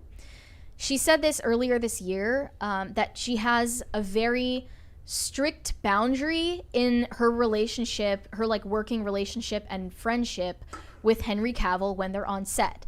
He has a rule that she can't ask him questions about his personal life. So she contrasted that with like her relationship with all of her cast members on Stranger Things who are around her age. She met them when they were all very young, and they're kind of like schoolmates to her, so they can talk about anything. I need to remember. Who is it that had the relationship with, just like, I text Drake all the time? Millie Bobby Brown. Was that, so Millie Bobby Brown would be like, yeah, me and Drake are friends. We texted when she was like 14. Yeah, so she was openly talking about this, when I'm sure Drake did not want her to do. But she was talking about how Drake was like a buddy and gave her like advice on boys when she was 14 years Yeah. old.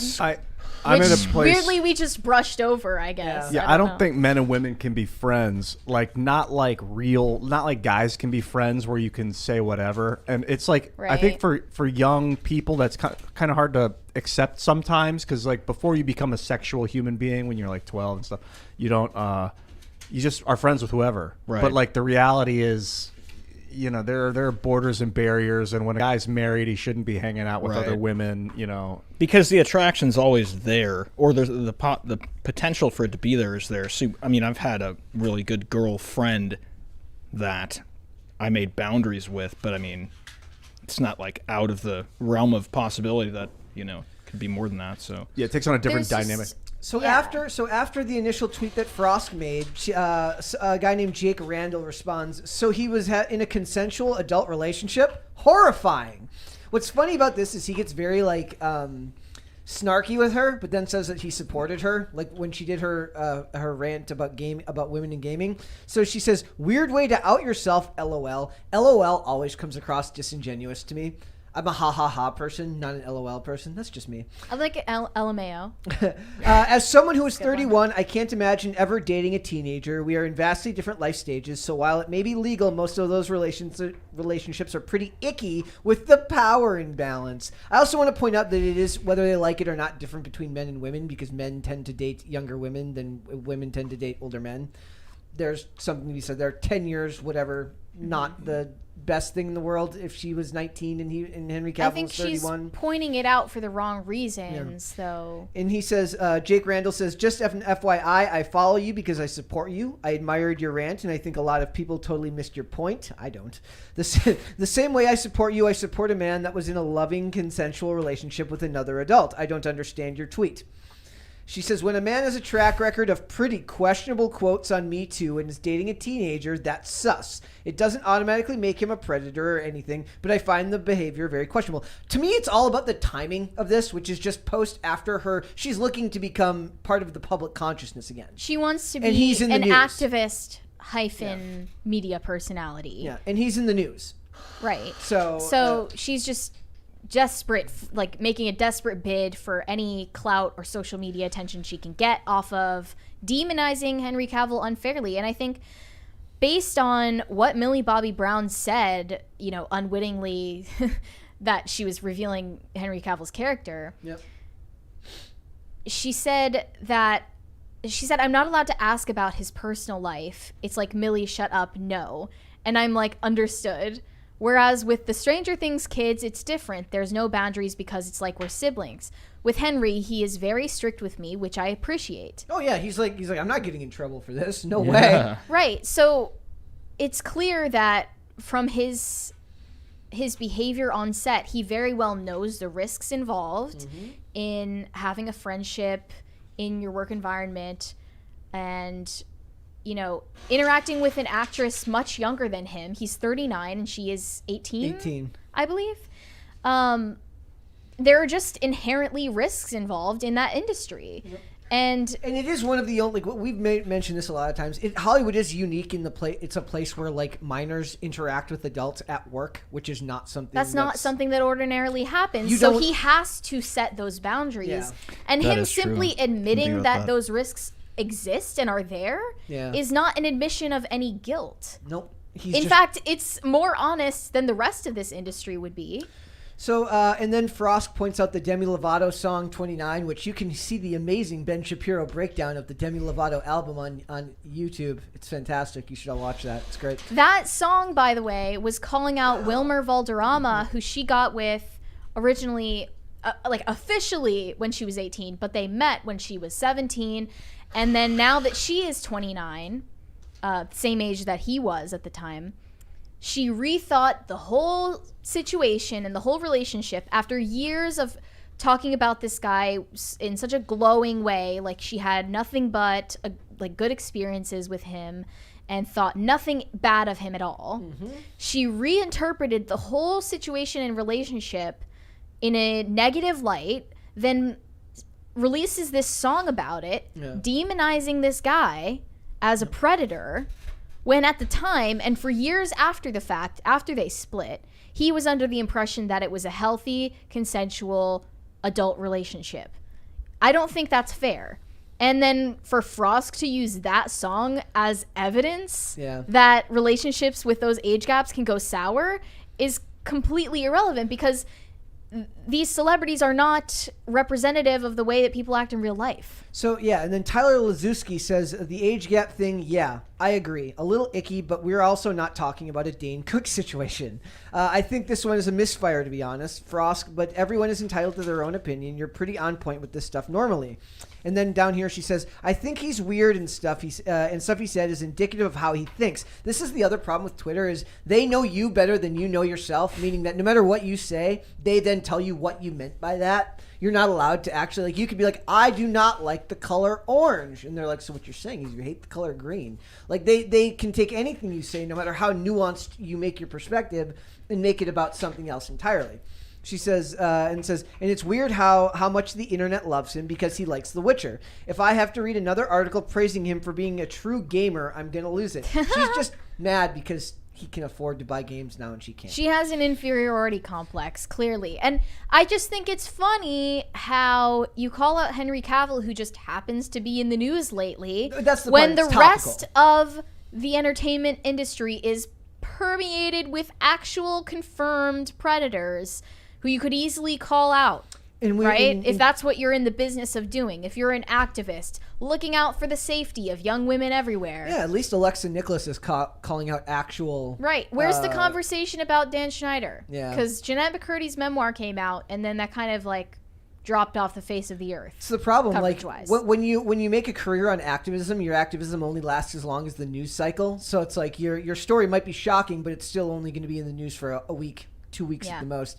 And then down here we have, she's like, who else could I bag on? Yes, she's mad. She's also upset that Henry Cavill dared to date Gina Carano. I almost had it mixed up where I thought that Gina Carano was the 19-year-old at the time that he dated.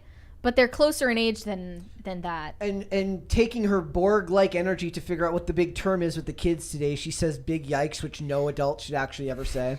It looks like Frosk was pretending to not know who Gina Carano was, which is BS, obviously. She was like, dare I Google her name? Like, you know who Gina Carano is. She says, stop pretending that you don't. It is big yikes energy. Oh, God. I just discovered he also dated her, and then just posts a picture of her. Wow. Yeah, and just a lot of dudes out here thinking that dating a teenager when you're 33 is totally fine because it's legal. Yeah, it can be fine, but it can also be pretty effed up, pretty effing quick. A lot of self-reports. So what you're saying is like, yeah, it can be fine, but it's up to me to tell you when that's fine and when it isn't, and that's up to whatever I say is accurate, not you, is what you said. Why is it up to Frost? Yes, why are you the arbiter of what is or isn't a healthy relationship? I just think it's pretty telling that this is the pivot someone makes after... being the pivot to activism after your project of hating your fan base fails, and you blow up the company you were a part of. She's like, single-handedly. She's like, now I'm gonna go. Then you're gonna moralize on Twitter, and tell everyone else what's right from wrong. It's like I would I don't need a celebrity to even necessarily agree with me. I would just love to see more people be like, yeah, you know, whatever, do whatever you want. I don't care. Like, I want more people to not care. Or just not comment. I think that would be a lot better than either one of those things. Like, I'm over it. I actually thought, it's like, just given how much we have to read every day, I would love a 1-year ban or moratorium on monetizing your trauma in news interviews and stuff. I'm so sick of reading all these interviews. It's like, are you mad at Matthew Perry? Kind of. You know, people are actually criticizing Matthew Perry right now because I'm not mad at him. No, but it's annoying. Like, but it's annoying. They're saying that he is predatory because he asked out Jennifer Aniston multiple times and she said no. And then I saw this tweet that was like, but Jennifer Aniston slept with Vince Vaughn. So now we know for sure that it was just Matthew Perry's personality that repulsed her. But they said, like, you shouldn't ask a woman out multiple times after she already said no. And it's, like, exactly what Henry Cavill was talking about. It's like they've never actually... And remember, advances for men are only creepy when they're ugly. That is a proven fact that women only find you. So Henry Cavill would be immune. Yes, because he's handsome and rich. So it's only creepy when poor guys do it. Got it. And ugly Got guys. it. But if you're Noted. tall, dark, handsome, and rich, it's suddenly very attractive. You know what I think happened, actually? I think Frosk looked into the Henry Cavill Witcher situation, found out that he is not the type of person who despises his own fan base, She's like, and was "Not on my like, watch." hey, not on my watch. She's like, we can't be having any of that. She's like, it involves games. I'm kind of into games. It involves hatred or lack thereof, hatred for fans. I'm into hating fans. Yeah. This is like 2 of 3 points of interest. Let's go. Let's hate on Henry Cavill. And let's face it, would she say no to Henry Cavill if he was Would to Frosk make... Yes. say no? No, she would not. Okay, firstly, that would never happen happen. in a I know. million years. I know. But I thought that she was gay. Oh. Well, Is she? I didn't know that. I have no idea, but that's just what I thought. She I mean, it would earn her more points, She right? still looks like Machine Gun Kelly to me. Yeah, like does. Machine Gun Kelly's Yes. less successful Even cousin. even wimpier younger brother. Her real name is Indiana, by the Yeah. way. Indiana Juniper Black. Her name used to be Devin Ryan Moore, or is it Rihanna? Devin. She changed her name. And yeah, I think it 2015. really is like she sees how much people like Henry Cavill for liking something and being nice to people, and she's like, "Oh, I don't know how to like things or be nice to people, so I'm gonna throw shade at him rain on your for the parade." sake of clout of all things." Like, but I want to kind of push back there. I didn't actually mean that when I said that I don't think the Matthew Perry stuff is because he's coming out of like a very serious like lifelong addiction thing. My thing is more just it's the buzzwords. If I have to read one more article that says trauma in it, I'm gonna throw a laptop out Like the we were window. talking about this in the context of Selena Gomez earlier, how she just put out this movie called My Mind and Me, and it was basically about mental health, and I think she actually had a bipolar diagnosis. Yes. So she's been open about, talking about that.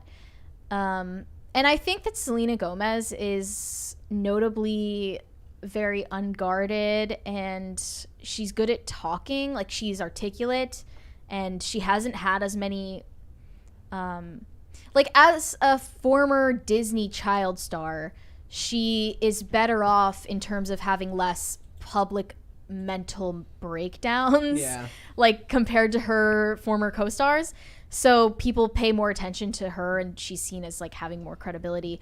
But again, it's like, are you telling the world way too much? Yeah, because I lean toward that thought. Like, maybe you should tell the world less about who you are and more like just offer superficial things. And there's a middle ground there. Like, I've been very open with my history of addiction and stuff like that, but I'm still very guarded about other aspects of my personality. And it's not like I give every single detail about it. It seems like most of these people are all too happy to spill every detail and anything.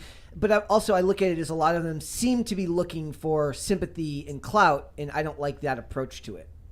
Well, they don't know anything else. Yeah. It's the only strategy they have at this point. It feels exploitative in a way of your of your own, like it's almost like you don't have enough respect for your own experiences and your own how you handled your own traumatic experiences to understand that there's some things are better kept to yourself, if that makes sense. I'm not saying everything. I'm not saying that you should hide things that have happened to you, but there's something so commercially exploitative about the way they do it. There's honesty, and obviously you should be honest, but then you got to be discerning. Honesty doesn't mean you got to say everything you're thinking. And a lot of times when people want to apologize to someone, it's actually a selfish move so that they can feel better about themselves. And the person that you apologize to is like, I wasn't even thinking about it now. Why are you stressing me out with this? Yeah. Now you feel better keep it to yourself kind of Also, thing. if you're like on all the time, I can imagine that would get draining to the point where you just have to be yourself all the time to continue playing the role of you. So when you let things like that out, when people ask for it, because you can't just shut off, you'll run out of like autopilot, I feel like. Yeah. So that might be a thing too. Do you think that what's happening in this situation, does that feel like would you ever like turn to Twitter activism as a way to restart something? No. I mean, I hate that activism as just a term has been like ruined by so many phony people, because there are activist movements that deserve attention. I mean, we're going to talk about the troubled teen industry at the end of the show a little bit, but that's one. And I mean, there's also just like, you know, trafficking and like real travesties and injustices and changes that need to be made in the world. And you're not going to solve any of those problems by like race swapping superhero characters and complaining about Henry Cavill on Twitter, or your trauma. That's just phony. Or your trauma, writing a memoir about all of your trauma and selling it. Actually, I don't even dislike that as much. Like that, you took the time to write a book. Writing something can be very therapeutic and help you work through problems. Monetizing is different. Just talking about it in interviews at a surface level doesn't seem the same to me as actually writing it out and kind of making it a process that helps you look deeper at yourself. When you're externalizing this stuff in an interview, you're telling what happened to the world. When you write a book, you're kind of re-examining something you might have gone through as you write it. I would love to see why, like, Indiana Juniper Black write a book about why she hates herself. If she's got like anger issues, which she strikes me as someone that's very angry, like an angry person. The way she lashed out at her fans and the way she's lashing out at Henry Cavill right now. Like, what's about her going on with her relationships and her parents and her life and her past? I have a lot of respect for her if she was open about that stuff. I think it's just we read so much about it, about people talking about, like, I went through this and I went through that, and it's like I went through and some producer made me put on an outfit and twirl in a circle, and I'm like, so don't do the job, go home. Like, I get very annoyed at the people who stay in one place, don't make any changes, and then complain about the fact that nothing's different when they don't do anything to change anything. Mm-hmm. There are tiers of seriousness that these situations deserve, I think, and we're not capable of discerning that on social media. Social media is the bane of our existence. It's going to be, we were not meant to hear everybody's thoughts all the time, and you don't need to be getting advice from everyone all the time. It was a horrible idea, ladies and gentlemen. Social media is a very, very bad. I also saw someone reply to her saying Henry Cavill does not exist to be nice on the eyes. Yes. For you. I do think social media is a blessing, but it's a curse. It can be a curse if you use it wrong. Yeah. Like if you jump into a fire, it's going to kill you. It'll burn you to death. But if you use the fire intelligently, it can keep you alive. Well, that takes a level of self-control, I think, that I certainly don't always have. So I've started trying to put my phone away earlier, like before bed, like to try and solve my sleeping problems. Apparently between 10 p.m. and 4 a.m., if you're looking at your phone, it causes some sort of dopamine release. Yeah, you want to get this, not be looking at a screen between 10. This is according to Andrew Huberman, neuroscientist. Is it the blue light, or is it? I don't know if it's the blue light. I think it might be just the radiation in general. It's crazy. Are there even any long-term studies on phones that will tell us that we're not all going to have mega brains in like 10 years and look like the guys from Mars Attacks?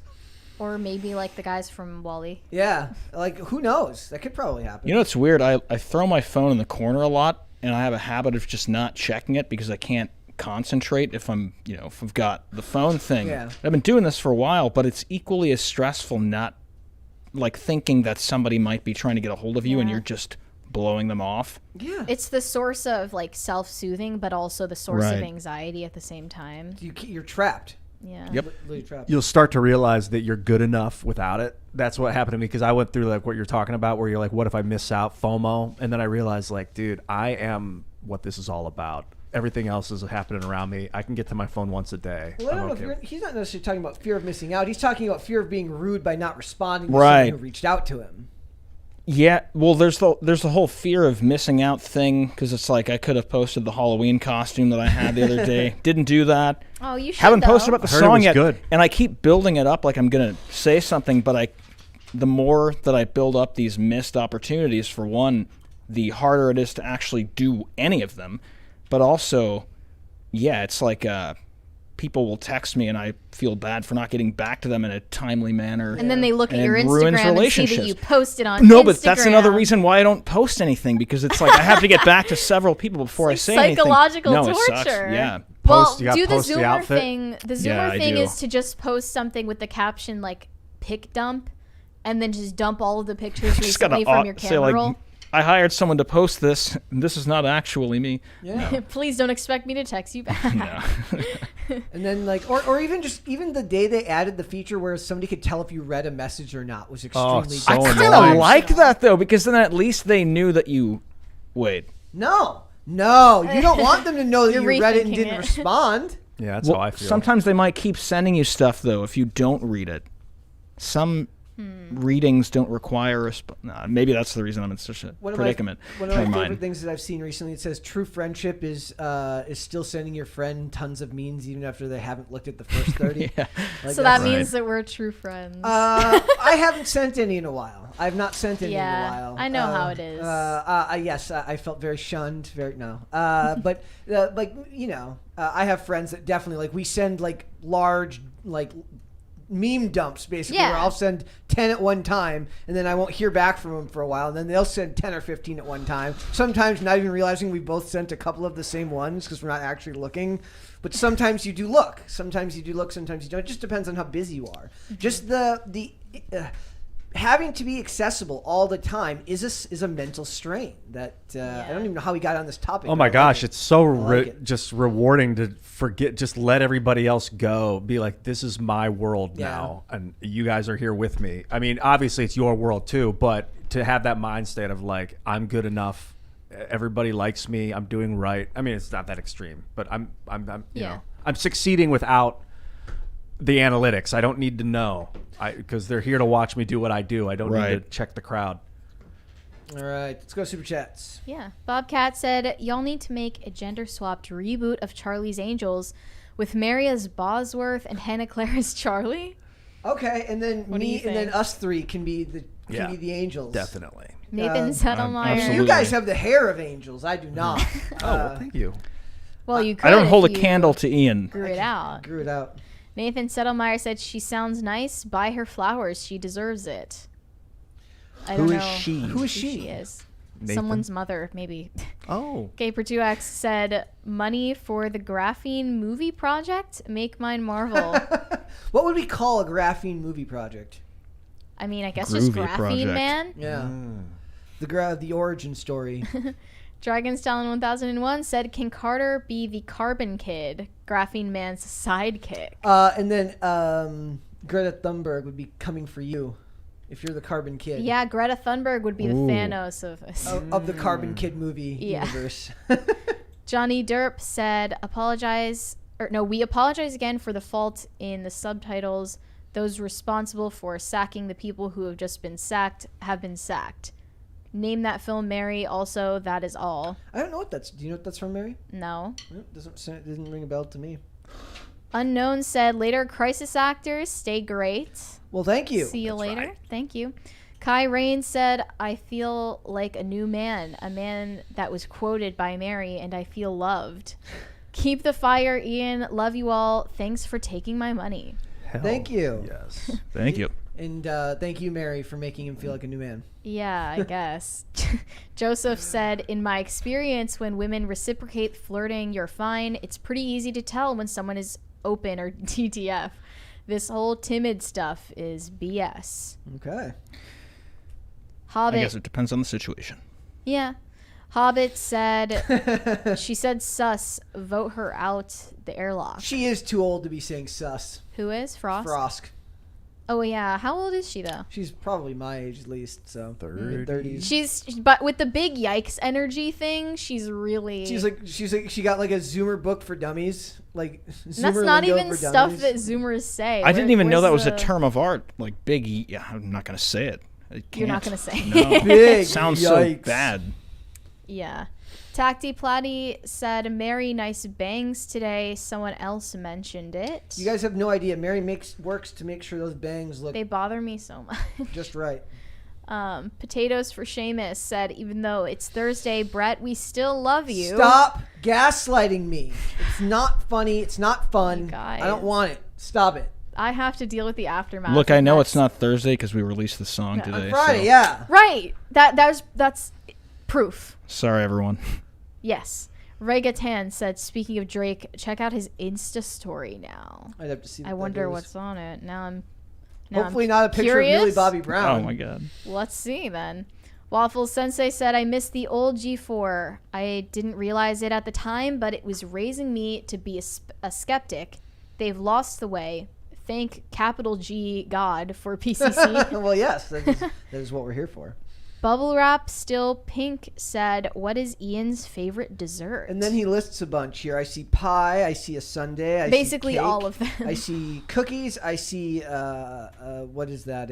Some type of lollipop. See flan. That one's a donuts, chocolate bar. This one is shaved ice. So how do I like my sugar? Yes. Dates. We got these date. Oh, come on. That doesn't count. We got these date protein bars. Ian, Highly recommend that them. does not count as a favorite dessert. Come up with Shove like a those baked dates. good. Dates down the throat.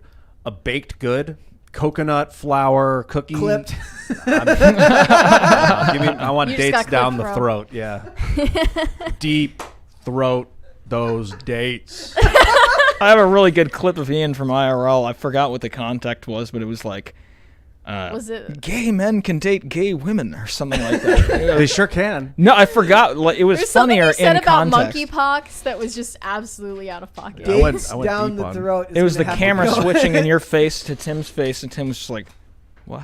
That's great. Yes. Kai Rain said, Ian using fire? I don't As know a what metaphor? that means. Bad App said, I want to say thank you for everyone who came to our Taco Bell wedding. We have a wedding registry with Bed Bath & Beyond. I want what is that? A Breville? Breville? What's a I don't know what that is. It's like a duvet. I don't know what a duvet is either. There was no Taco Bell wedding. There will never be a Taco But Bell it is wedding. nice to see you, Bad App. Maybe he just Yeah. imagined that I was there. Maybe it was a different Mary. Nah, Oh, it looks maybe. like Breville's a company that makes cooking appliances. Okay. Okay. All right. Johnny Derp said, it isn't a mega brain, Brett. Those are tumors. Well, yes. I was more just looking for a visual image of what it was when people had, like, if you've seen Mars Attacks, the big, or maybe, did anybody watch Third Rock from the Sun? Yeah. Yeah. I know Or Coneheads. French Stewart. He was on Coneheads, Third of Rock. course, yeah. Maybe phones will eventually turn us all into Coneheads. I hope not. T-Bone said, sorry about thinking it wasn't Friday. My week was so stressful with work, I thought today was Thursday. Well, that's at least I know that it wasn't a nefarious plot to make me feel like I was losing my mind. Yeah, good it's an honest news. mistake. Darth Doza said, hey all, welcome back. Hope you had a productive few days. We did. We did, yeah. Actually, yes. Kai Rain said this message has been brought to you by Krigler Coffee. There you go. Let's the save the rest? rest, All right. and then we're gonna move on, guys. We are gonna move on, and we're gonna do Pod Luck. And this first one is from Ryan Murphy, and I found out something very interesting. I've been looking forward to this because I What- watched the whole series. Go Got ahead. it? sorry. All right. So it says Ryan Murphy slams Netflix series for making the Dahmer show less gay. And he says Dahmer creator Ryan Murphy is hitting back at Netflix over its decision to de-emphasize the show's connection to gay history. Quote, there was a moment in the on Netflix where they removed the LGBTQ tag from the Dahmer series, and I didn't like it, Murphy, age 56, told the New York Times, referring to the way the streamer sorts its content into categories. What's interesting about this, I did not know Ryan Murphy is gay. What? So, No, I didn't either. So Okay, I didn't know that either. It would have played it would have seemed, it makes his kind of interest in what it meant for the culture more prevalent to me. So Right. he says the LGBTQ tag is usually used on Netflix to help viewers identify stories about queer characters, for example, Heartstopper, and that's the one that we were talking about before, or the teen lesbian vampire show First Kill. And then there was a pushback basically saying, like, we don't want Dahmer associated with LGBTQ because obviously that's a dark spot in history. But it's his quote here that I think is really important. He says, and I asked why they did that, and they said because people were upset because it was an upsetting story, Murphy said. I was like, well, yeah, but it was a story of a gay man, and more importantly, his gay victims. I think that this was a story that he felt was important to tell because it resonated with him and his identity, and he let the outrage activist class, he didn't, but Netflix allowed Ryan the Murphy Netflix- didn't have he likely didn't have a say in whether the LGBTQ tag would get kept or removed on his I show. meant Netflix let But the Netflix- the outrage activist class bully them into taking it off. Netflix did what is the logical conclusion of this whole representation paradigm. Yeah. It means you can only represent that group on its own terms, and Positively. positively. If they demand that you erase something from representation because it makes some of them look bad, then you have to comply. Yeah. But it's like, if you're looking for representation in the authentic sense of the word, that will show all the good and the bad in a nuanced way.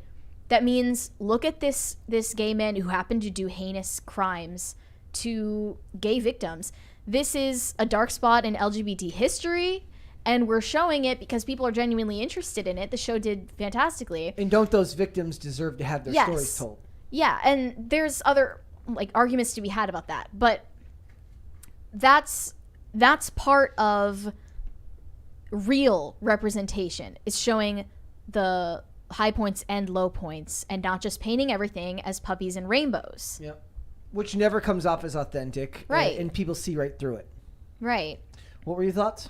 My thoughts were that was a perfect example, probably the best I've ever seen of where context matters, because I didn't really like that headline.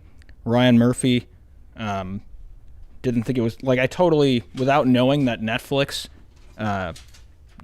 taking it out of the LGBTQ tag, and that Ryan Murphy, who directed it, I think, is gay. Yeah. That totally makes way more sense as to why he would feel that way. So that's what I thought. Yeah, he's married to David Miller. They have 3 children. So it clearly was a story that he felt was important to talk about. It's also you can't be represented on your own terms. You actually have to be represented on the terms of a multi-billion-dollar mega corporation that decides for you what is appropriate. Yeah.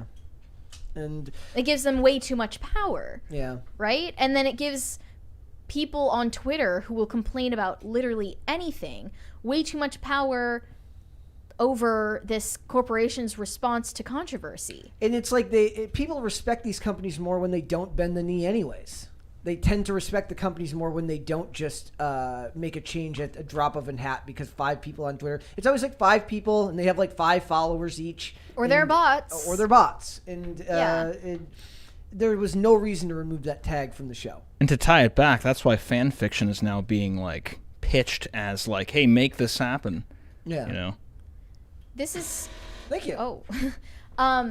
The removal of the LGBTQ tag is the least of the Dahmer series worries as far as drama or controversies about the show, because they were actively getting family members of victims also, by the way, crying out against what they were doing. Did you see there was another article that we didn't cover because it came out while we were off, that he reached out to all the families of the victims and not one of them called him back?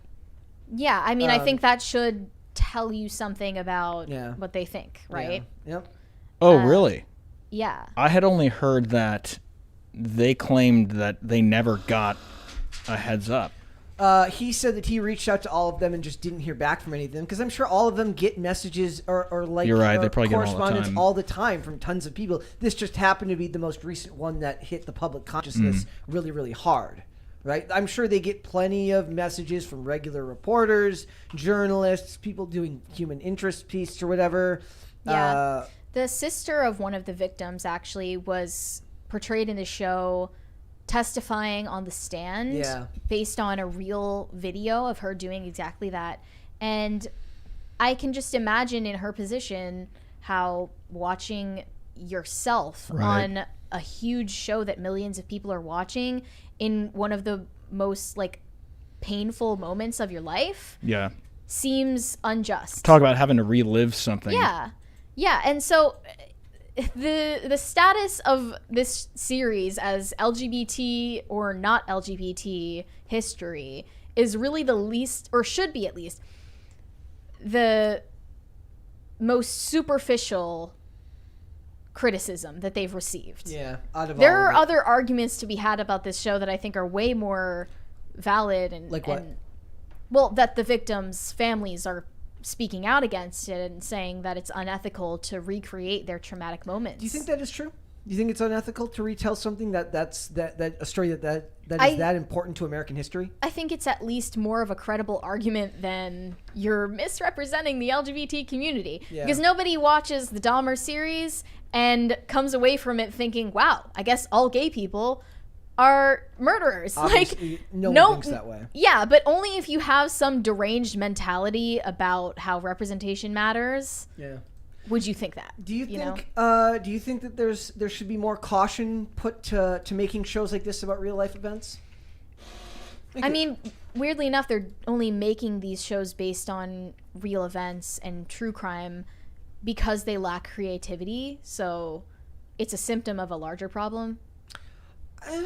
I mean, I do agree that they're not creative. I think they make plenty of attempts at being creative and they fail miserably. They made a whole movie about Jeffrey Dahmer already that was in 2017. That wasn't that long ago. Yeah. So it just seems like they're harping on something that's already been explored and not adding anything new to it. It's I kind of err on the side of the creatives when it comes to this type of stuff. Like once something becomes as big as the Jeffrey Dahmer case or Ted Bundy or anything like that, it takes on a life of its own, and it means it becomes something completely different than just the victims, unfortunately. And that there's a certain level of ascribing intent to the creatives, like that they're out to get the families or they're out to hurt people by making these things. And I don't think that's necessarily how they see the world. I think they see a story that played a huge role in our culture at a time, at a specific time, and they want to tell a story that's related to that. I don't see that as inherently a bad thing. I think how you go about it is important, in that you have to be respectful, but or you have to find a way to not be respectful. You have to find a way to tell the story authentically, and sometimes feelings will get hurt in that process because it was a traumatizing event to begin with.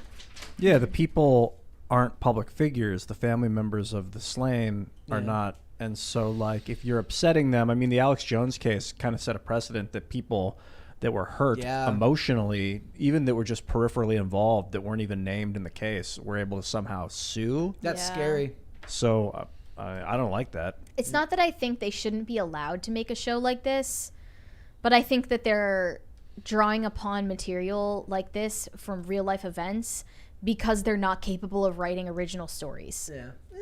I mean, that's what we've seen. I don't know if it's necessarily that they're not capable of it. It's that these companies don't feel like they know how to market it in a way that will actually, like, Dahmer captures public fascination rather than telling the same story generically with, like, you could tell the exact same story as a fictional version of it, and it won't capture the imagination the same way that the real life one does. Really? I mean, there are shows like Dexter, for example. Yeah, but that's harder to do. I doesn't mean I don't think they don't try. I just don't think that they. I don't doubt that it's harder to do. I'm just saying they're not willing to. They're not willing to go about it the hard way. And true crime is in vogue right now. Right. Yeah. So, I mean, at the very least, I would like to see more portrayals of, like, financial crimes than things that are this viscerally disgusting. Was there was an Enron movie made, right? Oh yeah, it's called The Smartest People in the Room. Okay, there you go. The Big Short was good. The Big Yeah, Short. I've heard that too. There's a GameStop movie Really? coming out. That's not about financial crimes, but it's interesting. Yep. Stonks the movie. Yeah. All right. I also want to point out that there is a movie coming out, guys. They're making a Hercules live-action remake that will be experimental and draw its influence from TikTok. Yeah. No? That doesn't excite anyone? I don't know what the hell that even means other than a fever dream of drugs and problems. Did you watch the original Hercules? A very, very long time ago. I watched it like a year ago, and that was the first time I had seen it, so I feel like it's overrated purely because people watch this as children and they have nostalgia for it.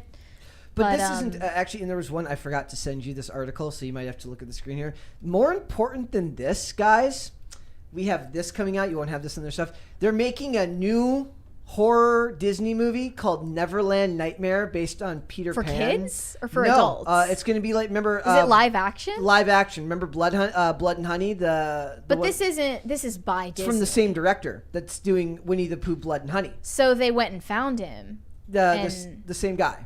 They hired him. Like Disney hired this guy? I'm saying, no, this guy's just making it based on a character that's now in public domain. Peter Pan is in public domain. Yeah, so it says yesterday didn't in the know news that. break that Rice Frake Waterfield, director of the forthcoming Winnie the Pooh Blood and Honey, was bringing the film to theaters via Fathom Events for a one-night only screening. And then it says, but buried at the very end of the Hollywood Reporter's report is another interesting little tidbit of information. According to them, Frake Waterfield has been determined that has begun prepping for his next project, a horror film by the name of Peter Pan Neverland Nightmares. That's exciting. That seems like it lends itself to horror more than... If you're going to do a live action adaptation of something that was animated, then you're going to have to give it a spin other than it's like TikTok. Yeah. That's exactly what I'm saying. Like it's what they said about Hercules, which is originally a musical, is they said it has penchant for experimentation. There are questions about how you translate it as a musical. Audiences today have been trained by TikTok, right? What is their expectation of what that musical looks like and feels like? Thank you. Thank you, I guys. had missed that sound. And it's back to normal. It was creepy on Halloween. It screams and sounded like the Undertaker's entrance in WWE on Halloween. I actually wasn't allowed to watch the original Hercules, but when I watched it, it was meh for me. I know a lot of people are attached to it, though, from their childhood. Guy Ritchie does make very frenetic movies. It was like that. Yes. So the question is, like, what will this be? Will it just be, like, short little skits that are only a minute long? Are we gonna see Hercules, like, doing the Renegade? Oh, please no. Please no. So he says, this is from I have Joe high Russo. hopes for the Peter Pan thing, though. Yes. He says, Joe Russo says, we have an amazing relationship with them, he's referring to Disney, that we've built over a decade. I think we're at a point we have a view on how they can stretch the limits of their IP moving forward rather than playing IP management. What they mean by that is how to abuse all of the properties they own and just wring every last dollar out of everything that they make. He says, I think they're excited to see what we can bring together in a way that isn't just reinterpretation of the animated film. Guy Ritchie is perfect for it because he has a penchant for experimentation. There are questions about how to translate it to a musical. Audience today have been trained by TikTok, right? What is their expectation of what that musical looks like and feels like? What does that mean other than very short skits? I mean, it can't get any more frenetic than the original movie was. Yeah. I thought. We'll see. Without just becoming like disengaging for the audience. And that's the way I see it. It's like that's a very hard thing to translate when you take long form content and break it up into more frenetic, shorter bits, but still part of one. There is a cohesive musical piece. About TikTok, though. I remember that. Yeah, did we talk about that on the show? Early in the show. I know we did. Yeah. Well, early in the show when I've been here, or like it might have been before you got here. Because I could have sworn I saw. There was definitely a TikTok musical. Yeah. And I remember they were talking about auditions and stuff like that. That sounds like hell on earth, having to go to a TikTok musical. Yeah. Does it, like, you literally go there and Xi Jinping is just, like, staring at you from the... Point is, though, this has already been executed. Please do not give us another TikTok musical. Yes, we do not need it. And then before we go, do you want to tell everyone about how Oxford is now... Of course I do. Yes, of course. Guys. We have been waiting for months for Bhad Bhabie to make her debut at the Oxford University Debate Union. If you guys don't know who Bhad Bhabie is... Bhad Bhabie was originally on Dr. Phil when she was just 13 years old. She is known for having said, "Catch me outside." And ever since, she has been trailblazing in media. She went on to become a rapper. She made so much money in music. And then she made an OnlyFans in 2021 where she made $1 million in the first 6 hours of its existence, and then ultimately made a total of $51 million in 2021. And she went not counting this year. Yeah, and she went to Oxford to give a speech on how they too can become millionaires. I had no idea what the purpose of her getting invited to Oxford to speak to students was, because she never went to school. She never finished. I don't think she even finished middle school, let alone high school, let alone went to college. And I don't think she has any plans to go to college in the future. This would be a very inspirational story if it wasn't for the OnlyFans of it all.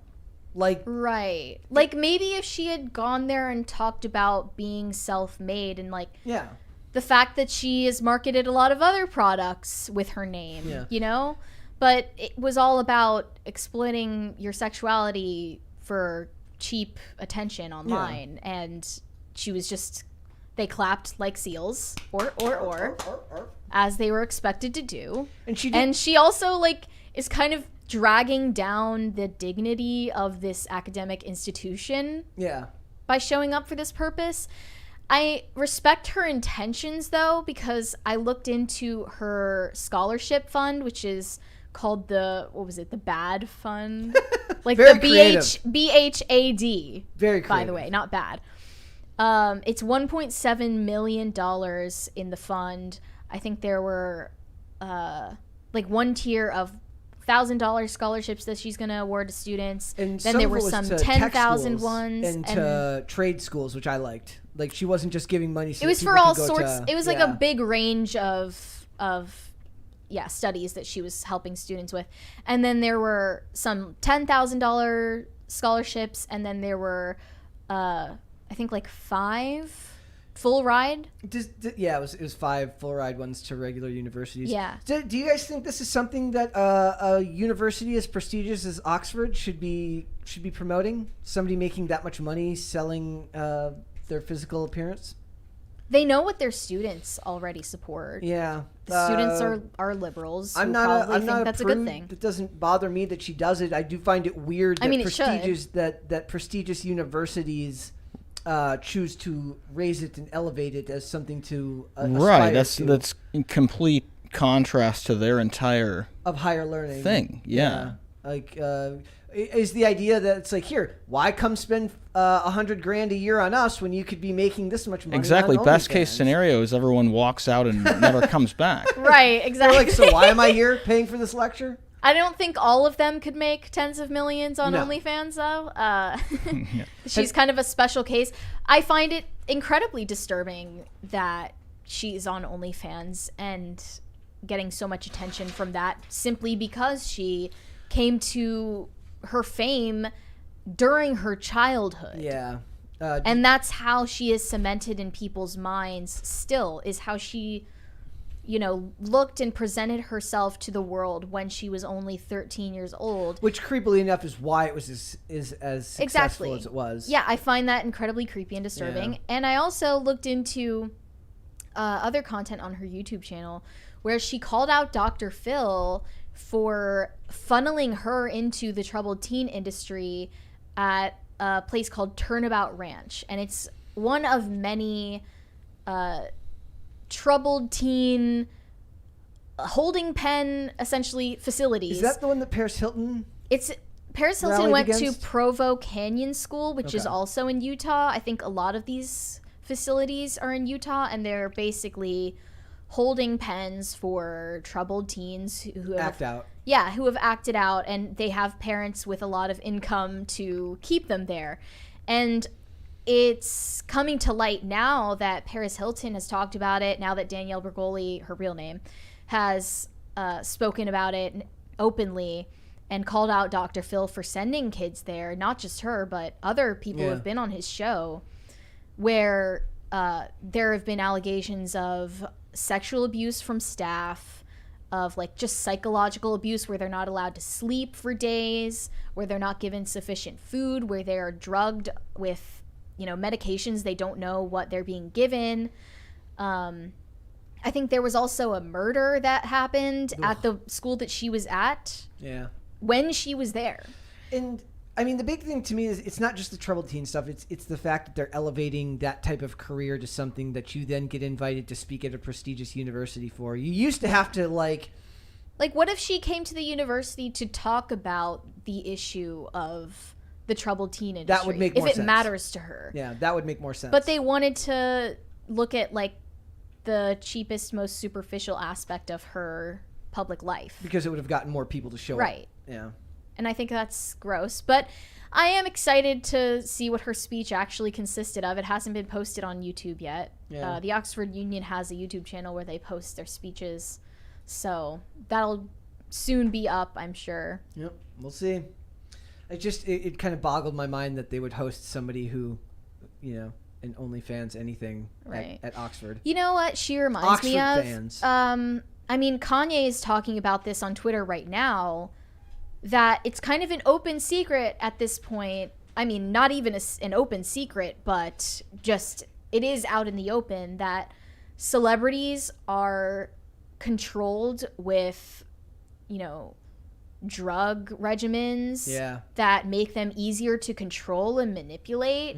And, Paris Hilton and Danielle Bregoli are only two examples of that. Kanye just posted a screenshot of a text conversation between himself and his former personal trainer, who told him, outwardly threatened him that he would put him on drugs again so that he would be in what he called zombie land for good, and he wouldn't be able to speak out. Yeah. Like, it is out in the open at this point. That they're basically just controlled. Kanye said, I was misdiagnosed and put on drugs so that I could be a well-behaved celebrity. Yeah. That's awful. That's disgusting. And I don't see the media. I mean, I know that the media has been covering Kanye like crazy, but they're not exploring what he's actually saying. No, they're brushing past this very surface level of all of the things that he's posting. And working overtime. And looking at the spectacle of it, but not actually analyzing what he's indicting Hollywood for doing to public figures. Yep. So Danielle Bregoli is just one example of that. All right, let's go to Super Chats. Let's. Tacti Platy said, meme dumps, hence why I send you the ones, Brett. Yes. He sent you a meme dump on Instagram, I am aware. I will check. Darth Doza said, somebody needs to get Ian knighted. Sir Ian sounds awesome. We'll be watching later posts, so if you could toss some RT strat games out, it would be appreciated. Good weekend to all of you folks. Hobbit. What are the strategy Real-time games, right? strategy? Yeah. Got any suggestions? Off the top of my head, I don't know if you call it RimWorld real-time strategy. It's more like colony simulation. I do like StarCraft 2 a lot. Man, that is a hard game, though. But it's a good one. Mm-hmm. There's some new ones out, but nothing's piqued my mind yet. Center Conservative Mom 98 said, I'm picturing Captain Planet, but with graphene. That would be good. Or Green Lantern. Hobbit said, Brett, there are 5 lights. I don't know what that's in reference to. I don't know either.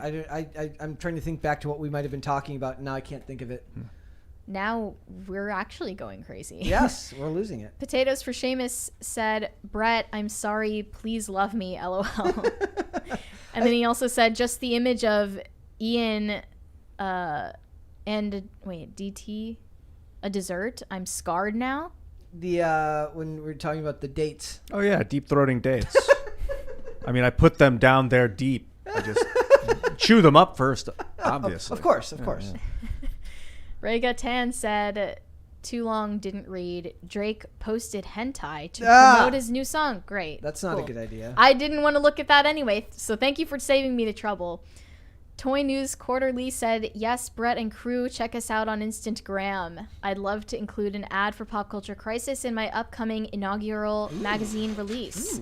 Instantgram. I wonder if that's different than Instagram. Kai Rain said, one more for Mary, and then he said, totally simpin' for Mary today. I can tell. It's one of those days. Yeah, it happens to the best of us. Tyler Hogue said, also, he said charter, but I think he meant Carter. You tried G Fuel yet? I want to. I saw Serge drinking it. And I've never heard of it. What is that? It's like an energy drink. All the gamer girls advertise. PewDiePie advertises it too. What's the caffeine content? Do we know? Yeah, you're the energy drink connoisseur. You're the connoisseur here, my friend. Well, Rockstar has the most, as far as I know. All right. So be careful with I'll that take a stuff, look. Carter.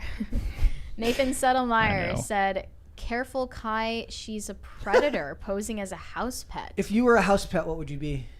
A cat. You're a cat? Yeah. Maybe, yeah. What would it be, though? I don't know. What do you mean? Tabby cat.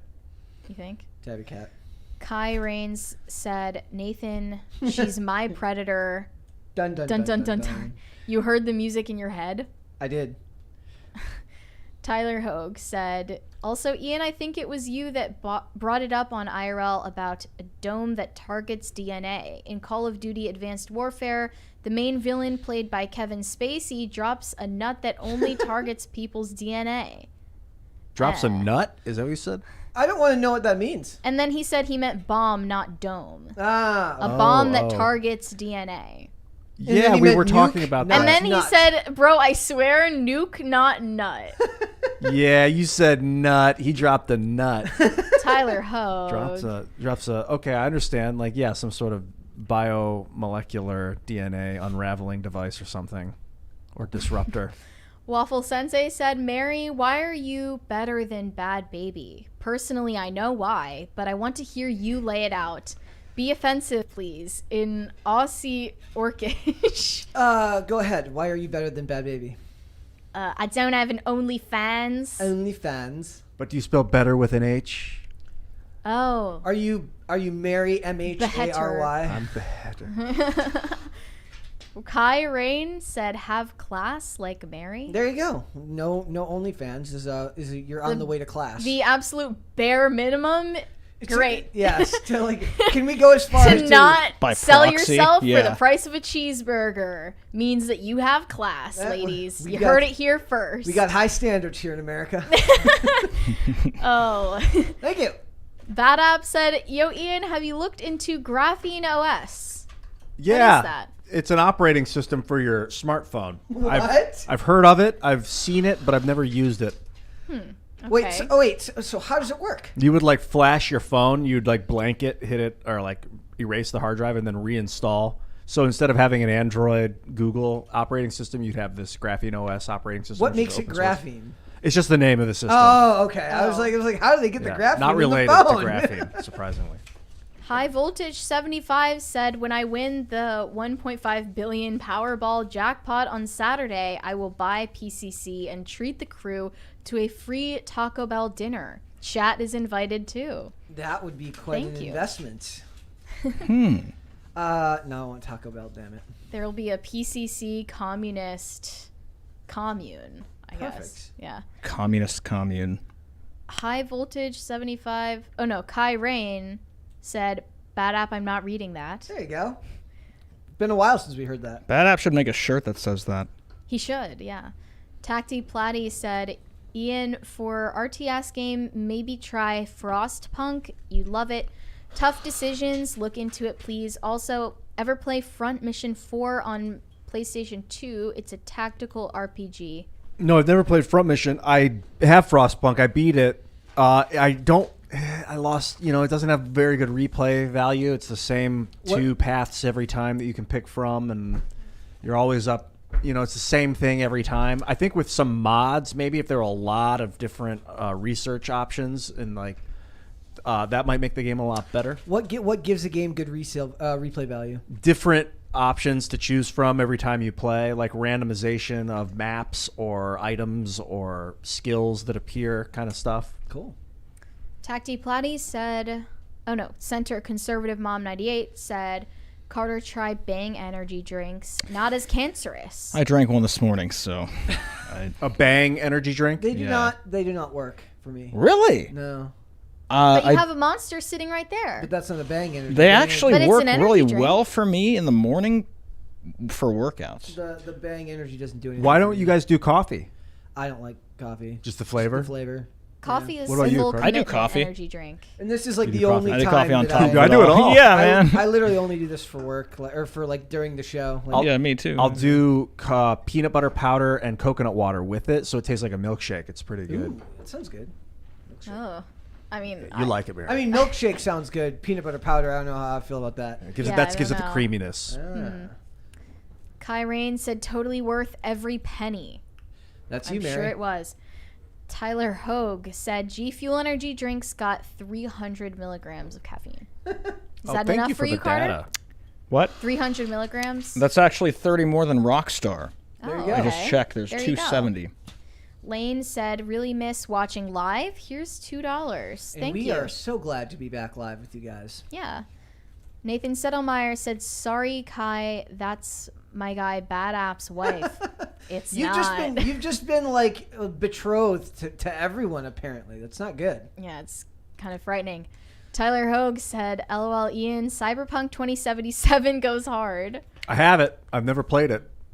Have you guys played it? Cyberpunk? I have not. I've watched other people play it on YouTube. It was buggy, so I just let Yeah. it sit for a year, and now I'm like, I was thinking about starting it up a couple weeks ago, actually.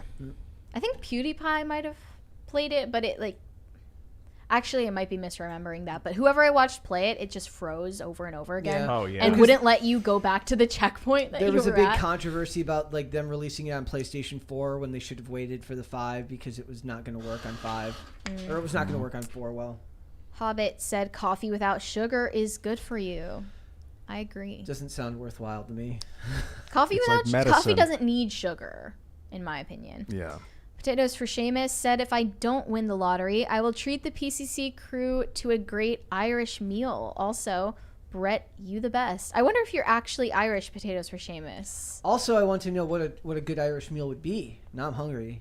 Oh, like bangers and mash? Yeah, that's what I was thinking. Like That's what they brunch. call it. There's a place called the Old Monk in Dallas that I used to go to. Oh. Let's go. They got bangers. All right, guys. I want you guys to talk about the video and the song a little bit before we go. So, first of all, if you've noticed that I've been a little distracted, it's because we just beat Taylor Swift like Oh. 10 Oh, minutes nice. ago. I'm not gonna lie. I was like, I wonder if they know that Carter looks like he's sleeping when he's. I'm looking so down at his sorry, by phone. the way. I've been like received like, oh man, it's crazy.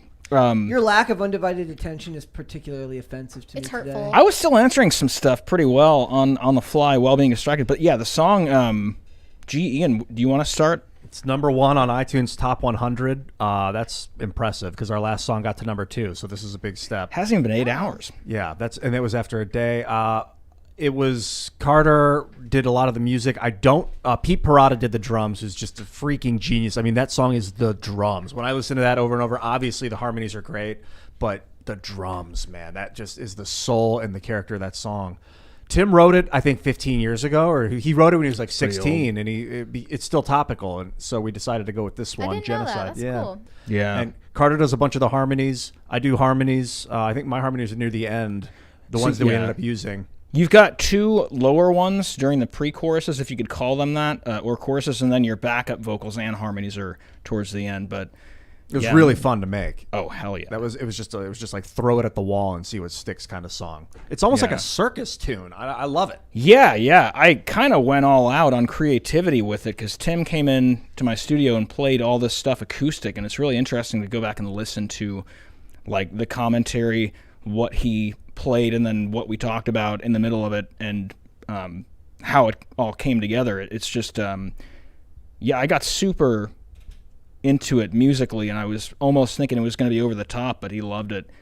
He still likes the demo version better than the one we just put out. But We ever going to see the demo one released? man, maybe one day. It's one of those things where if you're listening to something for too long, you get attached to it, and I think that's what happened with this one. What's the demo? Is that acoustic, Tim? On the No, acoustic? it's really not that much different than this new one. It's just, pretty much one. And honestly, most of his vocals are one take or two takes. I think I took 2 scratch takes, and we tried retracking it, but they just weren't anywhere near the raw passion and emotion in his voice for the first takes. I think I got 1 word because we had to change it lyrically that I spliced in there. So how to long make was 3 the takes. process from beginning of production to end? Thank you. Gee. Counting the writing time, maybe 15 years. I don't know. I'm saying from when you started the production of it. It gets a little crazy and hard to really track, because I think last time I was here, maybe 2 times ago, we were talking about trying to have an album out. So I was like hardcore trying to get like 8 songs done. Glad we didn't do that, and we're doing it like monthly at this point until the album release. But I would say I worked on the music parts for probably a couple of weeks, and then Pete, drum wise, like the concept and all the tracking came together pretty swiftly, and then just the fine tuning and editing maybe another couple of weeks, and then 3 days to mix, and master one day. We must have done my vocals with you like Dude, we tracked your months vocals ago. so long ago. And then it just sat for you. Was it just sitting and It waiting? was sitting, and I was waiting, and I opened it up because I remember specifically we got some really good takes, and I noted it. So I knew we had something there, but that was months ago. So yeah, I do everything in like separate sessions because just to, for the latency and to keep it all organized, and then I pull everything into one. And I had Ian's vocals in a different session. So it's always a surprise to open up the stuff that you haven't listened to in a while, re-listen to it. Yeah, I spent like a Saturday just listening to all the stuff we tracked of you and picking out the best parts. It's always fun doing that. What was your favorite part of the video for your parts of the video? I posed that question to both of you, by the way. I know my answer. What's your answer? I like when the music gets really quiet and then it starts to rumble and then Alex Jones breaks onto the screen. That's my favorite part. Yeah, you know what? I gotta agree. Specifically because there used to be a part there that was okay, but it wasn't what we needed. Yeah. And I went back and I had some kind of vision for it, and I knew it needed to be kind of theatrical. Basically, we had to build a breakdown out of another verse, and somehow that came together. And it just with the deep fakes and the Alex Jones and everyone, the harmony drop, that was a super last minute thing. So I think that's probably my favorite part. Excellent. Let everyone know where they can find it one more time, and then so that we can shout it out so we can get however much progress it needs. It's number one where now? We got to keep that number one on iTunes. Okay. Yeah, someone sales. commented, shout out to people who buy their music still. Really? Because buying it on iTunes is more effective for charting than streaming. Oh, yeah. it. First of all, thank you for everyone who made this happen so far. Like, you guys are the reason that it is where it is. So thank you so much. And you can find it. I mean, you can type in genocide on YouTube. Apparently, it pops up first. But you can also go to Timcast Music YouTube channel. I think the URL is still Timcast Records. We're launching a new label. It's called Trash House. That's in the description. But yeah, buy it on iTunes, Amazon. It's everywhere that music is sold. But buying it and owning it is like 120, 150 times that of, you'd have to have 150 streams to equal one sale. Wow. So, Yeah. I mean, you could definitely stream it too, like on repeat if you are so inclined, but buying it is the best. Excellent. For Get it, sure. losingmymind.com. Oh, thank you. That's an easy URL if you want to Right. remember it that way. Losingmymind.com. Hard to believe that one wasn't taken. Yeah, Tim I got know. that. Am I crazy for thinking that? Tim got the .net too. All right, let's go. All right, Carter, let everyone know where they can find you, man. You can find me on Instagram at CarterBanks4L, Twitter, YouTube is just Carter Banks, and yeah. Thank you, man. Thank you for having me. Thank you. Ian. You where guys they can find follow me at Ian Crossland across social media. Follow me, subscribe on YouTube, Twitter, Minds, and Twitch, where I'll be gaming. I gamed on Wednesday, and I'll be gaming in the afternoons periodically throughout the week, setting up a schedule shortly. And tonight you can find me on Timcast IRL on YouTube. That is Timcast IRL. We'll be going live at 8 o'clock p.m., so catch us there on YouTube, and I'll see you guys later. Perfect. Mary, there's some super chats there before we go. Okay. Kai Rains said, just wanted you to say my name again. Sorry. And I'm kind of disappointed you didn't get sprayed with money. Comic Gold. Me The and Mary guns are are kind of positioned toward guests. Yes, they are. I can Yeah. confirm that one. We could can maybe one add random my more in the coffee. future. That's to be determined. Yes. Caper2X said, Brett, during your hiatus, did you go with Cooper to buy shopping shorts? What does that mean? Guys, love your song. Carter and Ian, Bravo Zulu. That's all. Bye, peeps. You got Shopping shorts? I don't know what that is. I don't know Brett what Cooper? that is. I'm assuming Cooper is Brett Cooper. it. You and Brett Cooper doing a crossover? Wouldn't that be great? I mean, she would have to buy longer shorts than me because she's taller than me. She's Mm-hmm. yeah, yes. Bad app, I'm not reading that. And Kai Rain Yeah, I saw said, that. Love you too, Brett, but I love Mary more. Well, you know what? That's all a guy can ask for. So thank you very much. Mary, let everyone know where they can find you. You can find me on Instagram at Mary Archived if you are interested in seeing pictures of me. And you can read my inane thoughts on Twitter as well, also at Mary Archived. And I just want to shout out the subreddit one more time. If you want to be reviewed in our Monday meme review with Dane, that's coming up next week. So I'm excited to do that. Perfect. Guys, if you want to follow me, you can follow me on Instagram at Brett Dasovic for the show. We are here Monday through Friday, 3 p.m. Eastern Standard Time. That is noon Pacific. Thank you guys for bearing with us during the days off this week. We are so glad you came back and joined us today and Friday. We are also on social media. We're on Twitter at popculture_show, Facebook and TikTok at Pop Culture Crisis, and on Instagram at Pop Culture Crisis Pod. We are also on Amazon Music, Apple Podcasts, Pandora, and Spotify if you're one that listens rather than watches. We got one more from Potatoes for Seamus. It says, Brett better than Mary, maybe JK LOL. Well, almost committed to the bit there. Thank you, Seamus. Guys, we will be back with another episode on Monday. We'll see you then. Later. Bye.